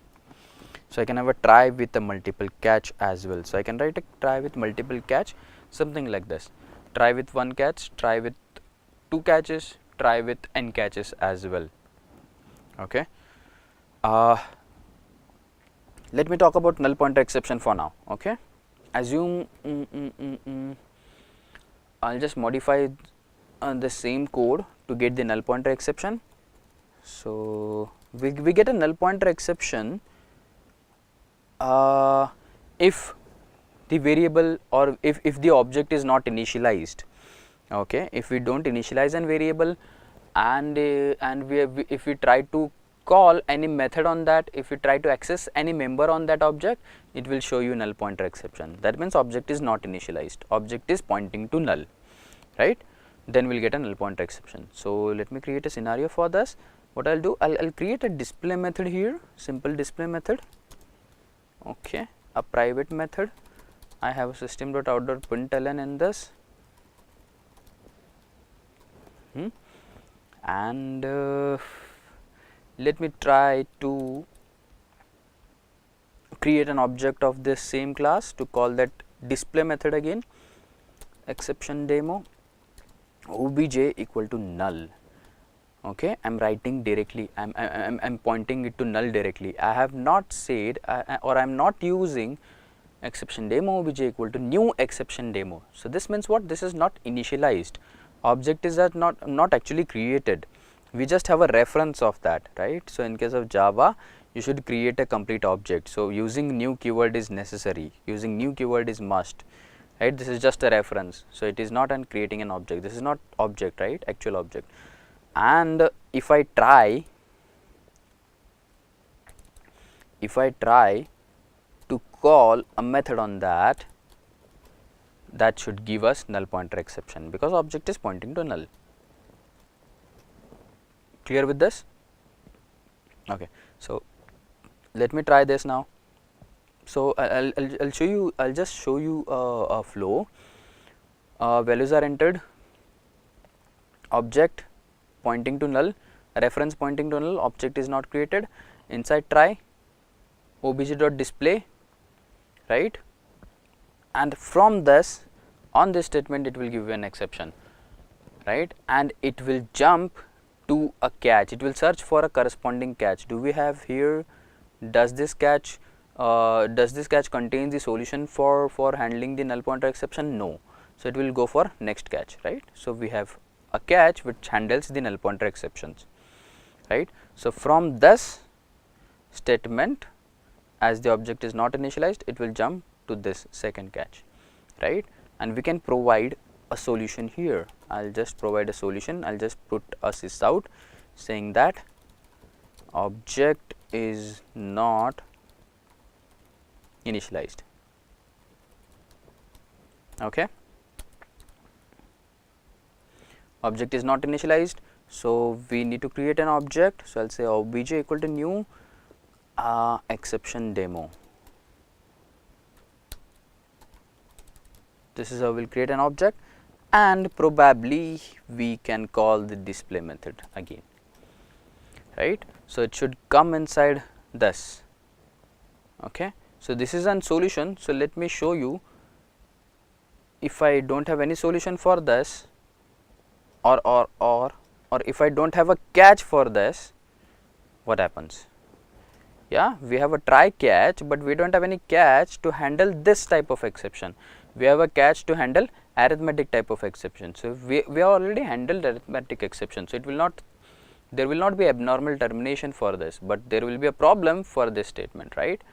So again, abnormal termination will get because we don't have any catch. I have commented this, I have added this in comment. Okay, so it should not print this statement. Everything looks good, right? Let me run, and let's say if it throws null pointer. Can you see? It says null pointer exception, and the problem is in line number 19. Okay, you cannot call any member of a class if the object of that class is not initialized. Okay, and hence I have a different catch to handle that. So it will jump to this catch, and it will print this statement as well. So let me run. Can you see this? It has entered in a catch. Object is not initialized. Object is created and method is called, right? Display method is called, and everything looks good. This is how we can handle the exception. This is how we can handle the problems in Java. Simple, right? Okay. So we can have try with a single catch, we can have a try with multiple catch as well. Similarly, we can handle array index bonds, array index out of bound exception, and we can handle probably class not found exception, probably file not found exception, same way, right? We can have number of catches for a single try. Okay, let's proceed and let me talk about finally block now. Yes. So a try can also come with a finally block as well. Try with finally, try catch finally, try multiple catch finally. So I can use it something like this, right? Finally block. This is how I can use a finally block here. So finally can come with the try, only try and finally, try catch finally, try multiple catch finally. All these combinations are fine. Right. So when should I use this finally block? Finally doesn't have any parameter, right? So finally is not for handling the exception. It doesn't handle the exception. Finally is just to execute always. Finally says that whatever is this code or whatever are the statements inside finally, those will get executed all the time, irrespective of exception occurs or exception doesn't occur, right? So if I write anything in finally, that will be always executed. So even if you have abnormal termination, right? So I'll just print something.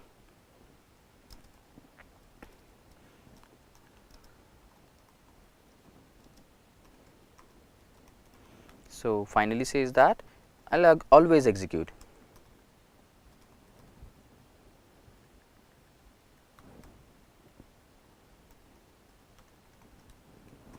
Okay.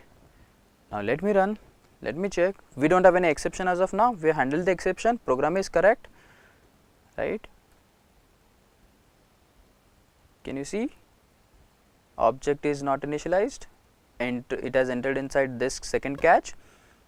I'll always execute finally, and after that everything looks good. Everything looks good. Fine. Now assume we have not handled this exception. So we have an abnormal termination now, right? We have an abnormal termination. We have not handled null pointer exception. So if you have abnormal termination, this statement will not be printed. But in some of the scenario, assume you may feel that you have handled all the exceptions, but at runtime you don't know what exception will occur, or somehow some exception has occurred or some problem has occurred. But in that scenario, you just have to show an welcome screen all the time, right? Just taken that ATM machine example. While performing some transactions, while performing some operation, if any problem occurs,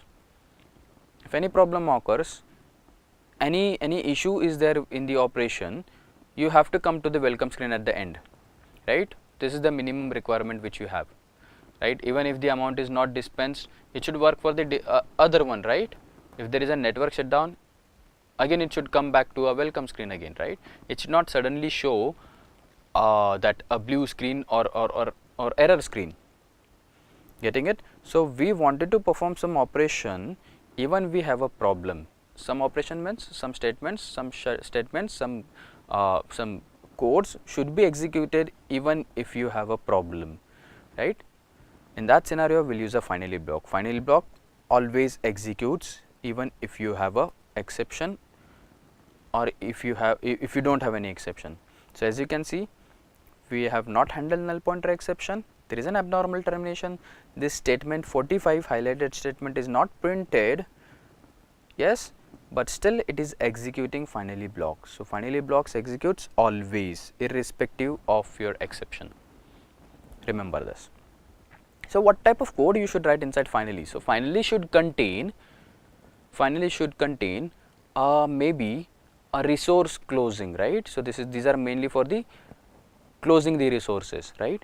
So maybe a file closing, file opening, right? We have open file, right? We have streams, open streams, right? We should close those streams inside finally block, right? So you may have a file open, yeah. If that file is open, that will not be accessed.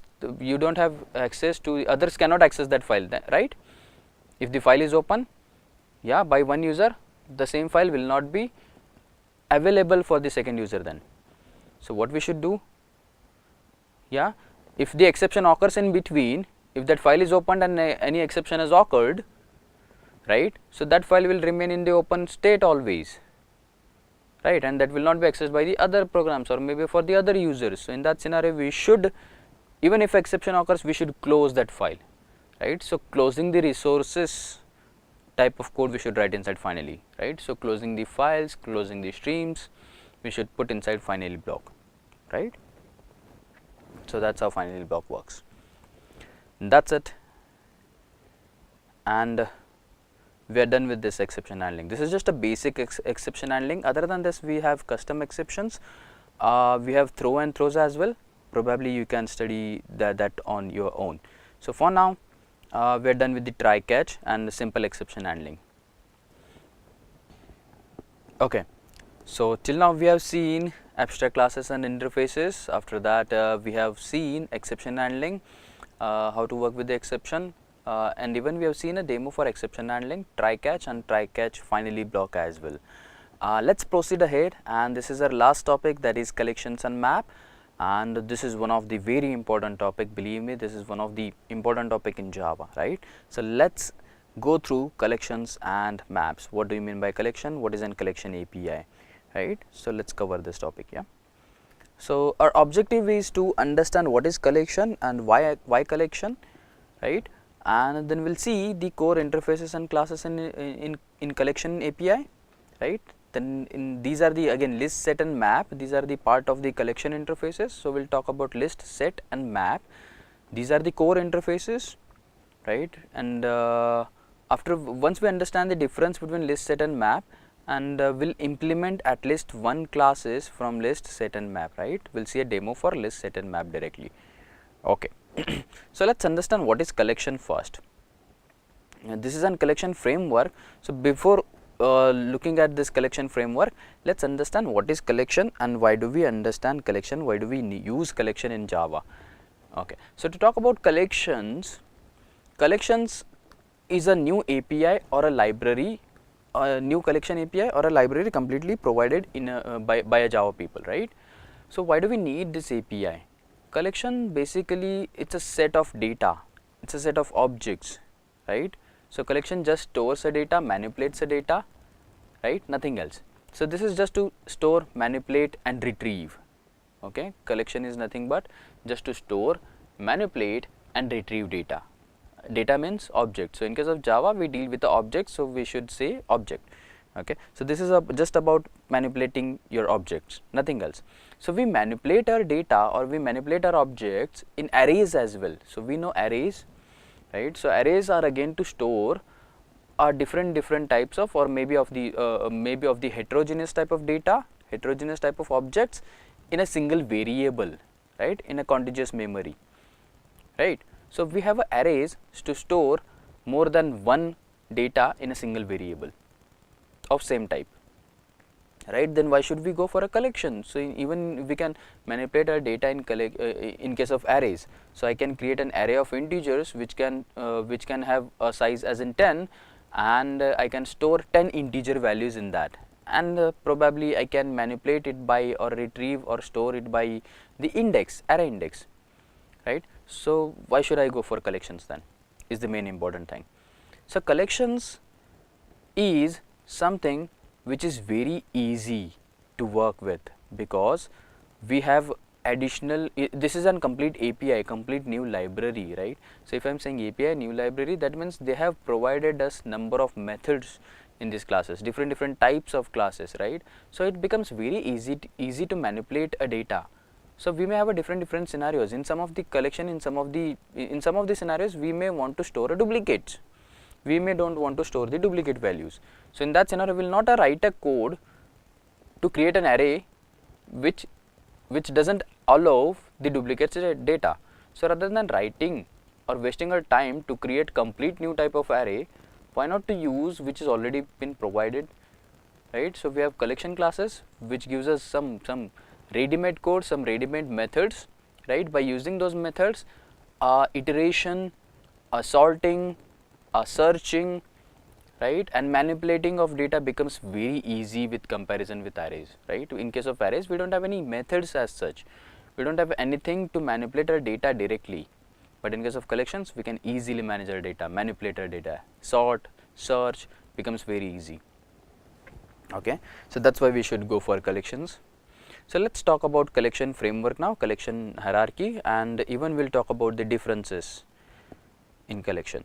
So to start with collection interface, if you see a base most interface here, yeah, I am saying interface, a base most interface here is a collection interface, right. And from collection interface we have mainly 3 derived interfaces.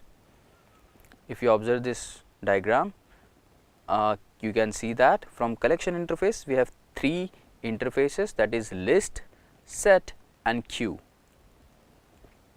Fine. So list, set and queue, and we have one more other which has drawn in some square, probably a parallelogram, right.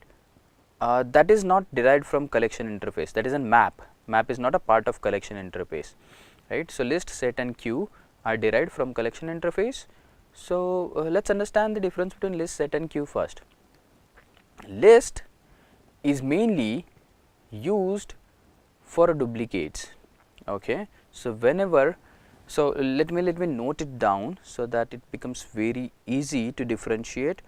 I'll open notepad again, let me create a new one. Okay, to differentiate between list, set and queue. Okay, so list contains duplicates,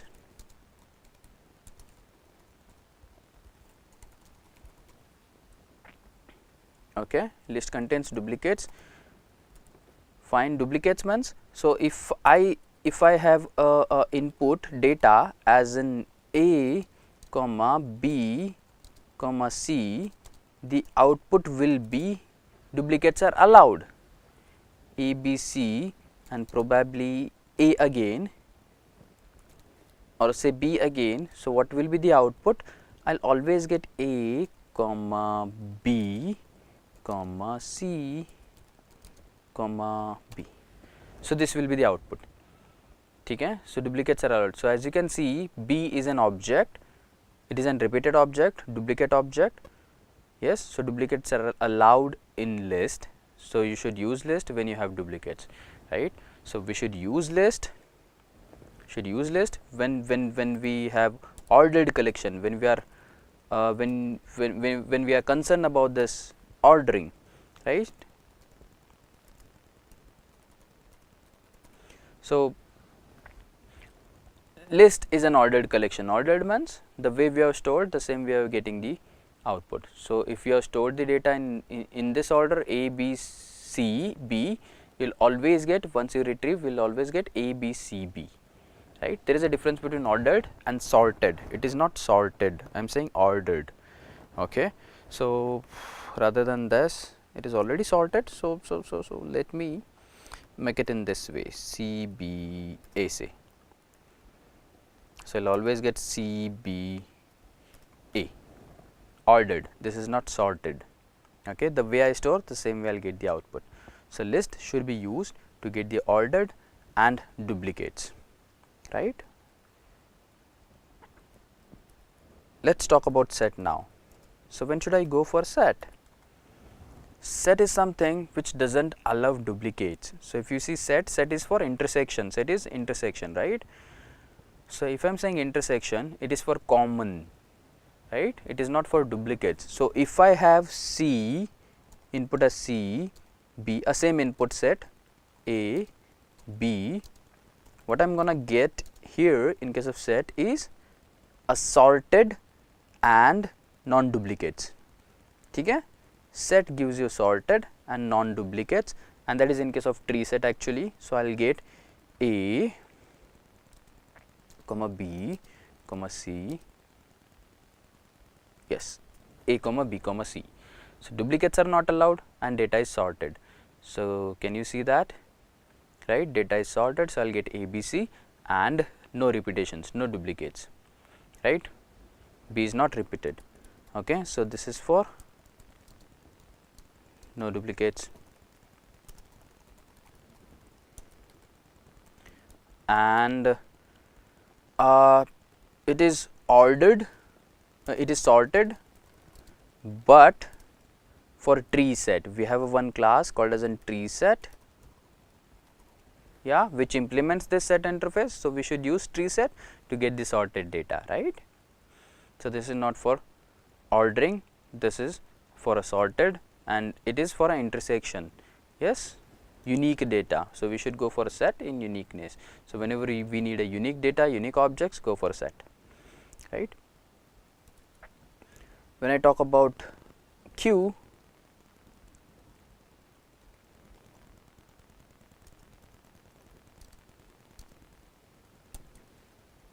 in case of queue, it is queue, we know the definition of queue, right? Queue is for FIFO, which works on FIFO, first in first out, right? So the way we enter the data, the same way we will get the output, right? So queue is for, it is FIFO type, first in first out, right?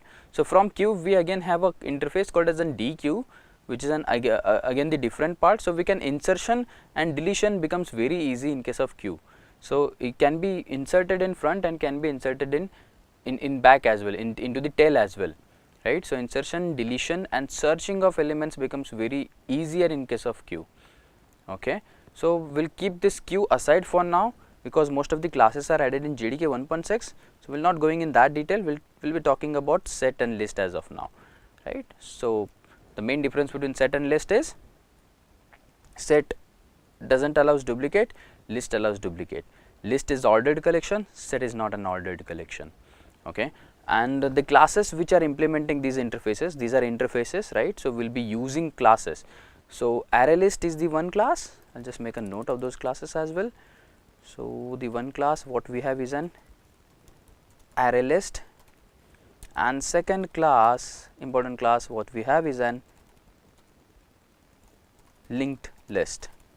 Okay, other than this we have a vector class as well, which is an deprecated class, which is no more in use. We don't use vector class nowadays. As an option for this we have an array list, right? Array list is a more better then it is better to use the array list than this vector class. Okay. And in case of set, we mainly have two classes which implements set interface.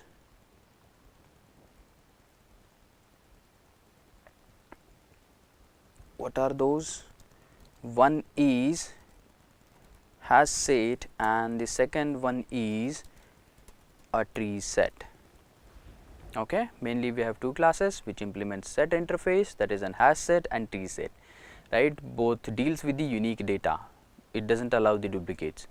Okay, and definitely tree set gives us the sorted data. Hash stands for random, hash does not gives you a sorted data. Okay, hash set is not for sorting, tree set is for sorting, right? In case of hash set, then what will be the order? That can be ABC. Yes, in case of hash set, you will definitely get the duplicates, you will not get the duplicates, it is not for duplicate. Set is not for duplicate, no duplicates. When I say set, it is intersection. Yes, when I say set, no duplicates, right? That can be hash set and that can be tree set, right? So in case of hash set, no duplicates, but order can be anything, that can be ABC, BCA, CBA. We cannot predict the output, we cannot predict the order in case of hash set, but in case of tree set, we can predict the order as well. It is always sorted. If I put BCA, I will get ABC and no duplicates. Remember this. Other than this, we have an interface called as a map. Let me talk about that as well.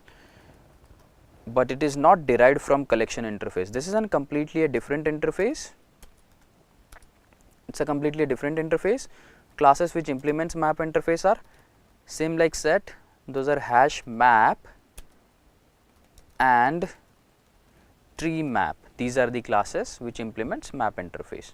Okay. So now you may feel that when should I go for map type of classes and when should I go for map collection. So map is basically for key value pair. So whenever you have a data in key and value, right, so we should go for map. So this is for key value, right. So whenever, so if you have employee with, you have a data with called as an employee objects, right. So every employee comes with the ID. So you may want to store ID as an key and employee details as an value. So it becomes very easy to search, isn't it? Yeah, if I store anything or any data with some key, with some indexing, that becomes very easier for me to understand or very easier for me to retrieve or store a data, right. So if I store a data in key value pair, that becomes very easy for us or easy for or a client or for a user. It becomes very easy for user to retrieve a specific data directly. He can or we can search directly by the key, right. So whenever you need to store a data in key value format, go for map, right. How about sorting and how about sorting in this scenario? Yes, duplicates and sorting. If I talk about duplicates and sorting, yes, map. In case of map, we have two objects now, key and value, right. We need to talk by considering both of these. Yeah. So duplicates, key are always unique, right. Even in case of hash map and tree map, key is unique. Okay. Values can be duplicate.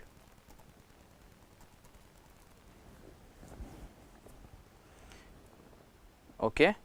Keys are unique and values can be duplicate. And how about sorting? In case of sorting, we get a sorting only for keys, but that too only in case of tree map. Hash map is not for sorting. Tree map gives you a sorting, but sorted according to a keys. So and this is not sorted by values, right. So it gives you a unique and sorted by keys. Okay, you can have unique keys only, right. So in case of tree map, you will get a sorting according to the keys, no duplicates. Remember this. That's what is the difference between list, set and map. So now I can probably show you a complete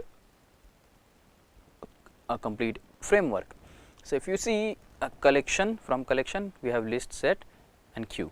So from list we have array list and linked list. From set we have sorted, so from set actual classes we have as an this hash set and tree set. In case of map we have tree map and hash map, right. These are the internal interfaces again, right. So sorted set and navigable set, yes. So navigable set extends sorted set extends set interface. These are internal this is an internal structure, and tree set implements this navigable set. Similarly, tree map implements navigable map. Okay. This is an hierarchy in case of tree, right. Whenever we say tree, it is for sorting.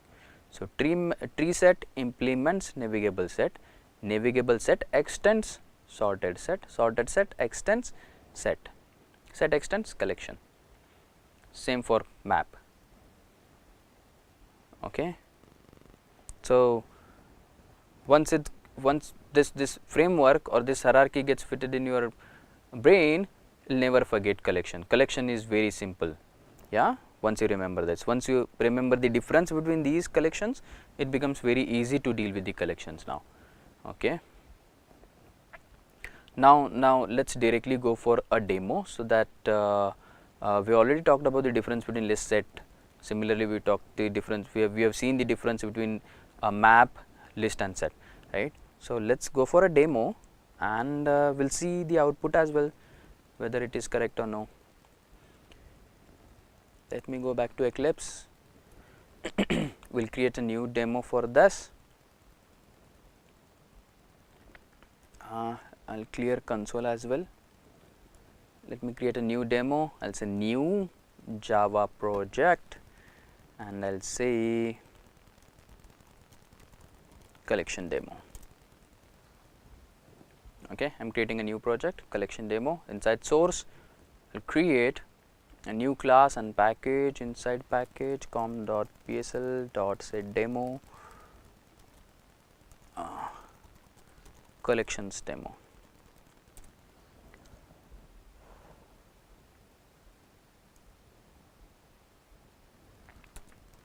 Public static void main I have. Okay, so we'll see a demo for a list type first.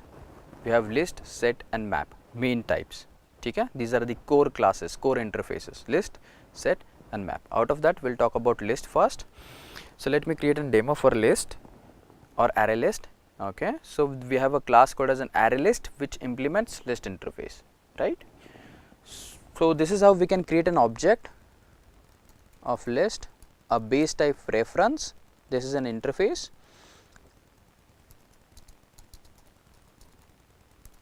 List, object name is a list, new array list. Okay, and collections are of type generic type. That's why we get an open close angular bracket there. We are not talking about generics as of now. So if you observe a very important thing, I just forgot about I just forgot to tell you about the package, which package we are using. Let me note it down as well. So what package we are using is util package, right. So we need to import a package called as in java.util package. Okay, and star stands for everything, all the classes, all the interfaces what we are using are from util package. So whenever we deal with the collections, we need to import java.util. So I'll just remove this array list, I'll just put a star, so that we can use all the classes from collection interface from this util package, right. So this is how I can create an object of list, right. This is the one way, or you can simply say array list is equal to new array list. Okay, one and the same thing. Yes, and we just want to add the objects. So to add the objects, I'll put it something like this. We have a method called as an add to add the data, to add the objects. So assume we are adding some strings called as an a, b, c, the way we have added. Okay, so I'll say b, I'll add b first, just to check the ordering as well and duplicates as well. I am adding B, A and C, and again say A. Okay, so we have four data or four entries in array list, right? And as we are saying, it is ordered array list, right? Array list is ordered, it allows duplicate. So A is repeated, we have a duplicate data. Let me check this out. Let's print the data now. So if I say system.out.println, if I print this list directly, it can show what it contains. Okay, so if I print this list directly, it can show what your array list contains, what it has. So let me run. Can you see that? We have added the data the same way we are getting the output. We have added B, A, C, A, the same way we are getting B, A, C, A. It is not sorted, it is ordered and duplicates are allowed. Simple? Okay.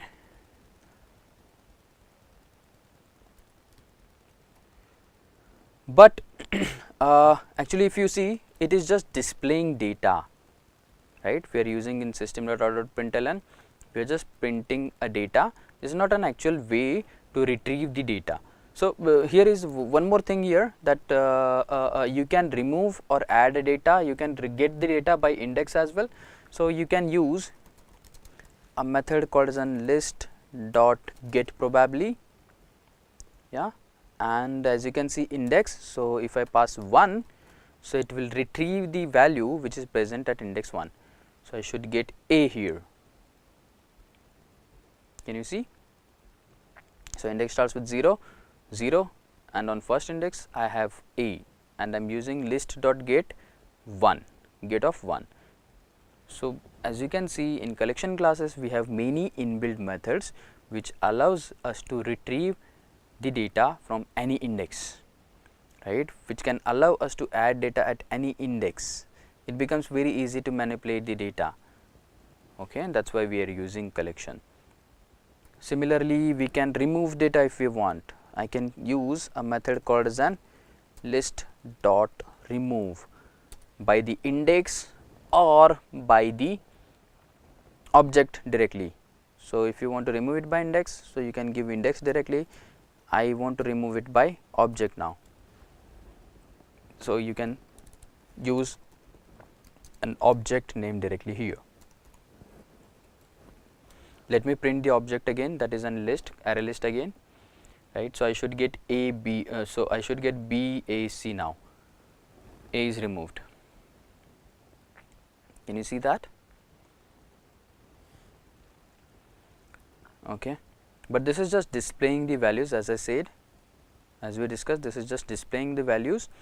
So what should I do to retrieve, to traverse through this collection? So we have two ways to traverse through the collection, either to use a for loop, yeah, and actually we should use a for each loop to traverse through the collection. So for loop, for each loop, or a iterator. Okay, we have something called as an iterator. So let's talk about for each loop now. So mainly we use a for each loop in case of collections to traverse through this, okay, and we are using string type of data, yeah. So I'll keep it object, no issues. As of now, I'll keep it as an object. So if you see, this is just a normal for loop. This is same like a normal for loop. A traditional for loop starts with the index starts with a 0, yeah, till the length of the collection and incrementing by 1. Okay. So after the colon, we specify a collection or array through which we want to traverse, and before this colon we specify what type of data we want to catch. So for now, this is an object type of data. Object is a base most class. This is a string type of data actually, but for now we have not specified the type here. To specify that, to simplify that, we should provide a generics here, something like this. I am not talking about the generics as of now, okay, but remember this, whenever you specify a data, you should always specify what type of data you gonna store in a collection. this is important. Remember this. We are not talking about generics as of now, right? But remember this. So, while defining generics, while defining any collection, just define it in this way. Okay. So, this is something like a container. This is something like a container which has a label saying that you are storing string type of data. So, whenever you store string, while retrieving you will always get a string. Okay. So, that is why it is necessary to provide what type of, this is generic. So, this is necessary to provide what type of data you are storing here. Okay. So, in array list, after that open close angular bracket that defines it as generics. So, you are storing string type of data, just define it. Okay. So, now I can write it here directly, fine, and I do not need to worry about indexing here, I do not need to worry about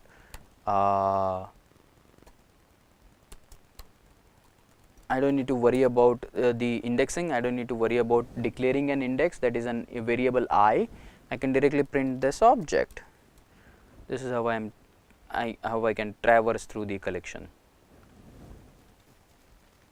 Can you see B, C, A? We are actually traversing through the collection one by one.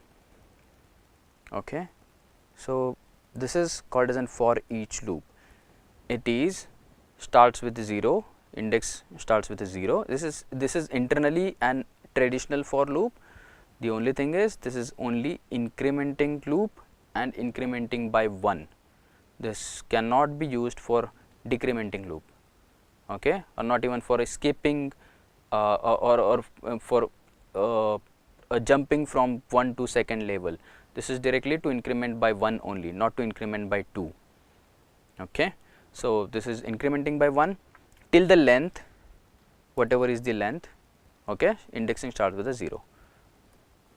Yeah, this is the syntax. This is an syntax to use a simple for each loop. Similarly, we can use a iterator. Iterator is the one thing in which we use in case of collections, and this is again to traverse through the collection. So, one thing is for each loop, second is iterator. So, let us see how to use a iterator. Iterator is just a pointer. You can say that iterator is same like a pointer which points to the data. So, we can use iterator something like this: collection name, that is list, object name, dot method called as an iterator, and it returns iterator object. Okay. And I am storing a string type of data. What type of data we have? We are retrieving string type of data ID. So, this is how we create an object of iterator in case of collections. So, iterator is to traverse through a object, to traverse through the collection, right. So, iterator is just a pointer. It is same like a pointer to a data, yeah, by default, which points at the -1 location. It is not pointing to the actual data as of now. So, to traverse through this, I need to use a loop. So, assume I can use a while loop for now with some condition, and we have a method called as an has next. Okay. So, as this iterator points to a data, but it is by default pointing to a -1 location before the actual data. So, if it is pointing to before data, it has to check whether the next data is available or no, right. So, what I am trying to say here, just pay attention, this is an data BACA. Whenever I create an iterator, or iterator is just a pointer which start pointing to this, okay. But is it so? It is not actually pointing to the first data, it is pointing to the empty row before actual data. So, it has to check whether do we have a next data, that is why we have a method called as an has next here, right. It is just to check whether we have or no, do we have a next data. If we have, then has next, then it will proceed. Yeah. So, has next returns boolean. If we have data, then proceed ahead, then probably we can retrieve that object by saying it dot next. Next is because it points to the actual before actual data. Okay. Next is to retrieve that object, actual object. So, this is an one way, and the second way is to use the iterator. Let me run. So can you see that BCA is by for each loop and the second BCA by the iterator. Okay, these are the two ways to iterate through the data. So that's all. We are done with the list, and same thing we can do with the set as well. Let me show you by set as well. What I'll do, I'll just change the name of collection classes here. So assume we use a tree set here. I'll just replace this with a tree set. Okay, I don't want to use any of the methods as of now. I'm just using simple, I'm just printing it, and I'm using for each loop and iterator. Okay, I'll just remove for each loop as well. We'll use a simple iterator. Let me see what output I'll get. So set is for sorting and to get the uniqueness, right? So I'll get what output I should get here. I should get A, B, C sorted. Can you see? And duplicates are removed. There is no repetition. There is no repeated A. That's how simple it is. Let me talk about map. So in case of map, let me create a tree map object. I'll just replace this with a map. Say tree map. In case of tree map, when I say map, so it is about key and value, right? So you have to specify two type of data. So assume first type is integer and second type is string. Okay, first type is integer and second type is string. So here generic should be of two types now, and we don't have a add method as such. What we have here is a put method. So I need to say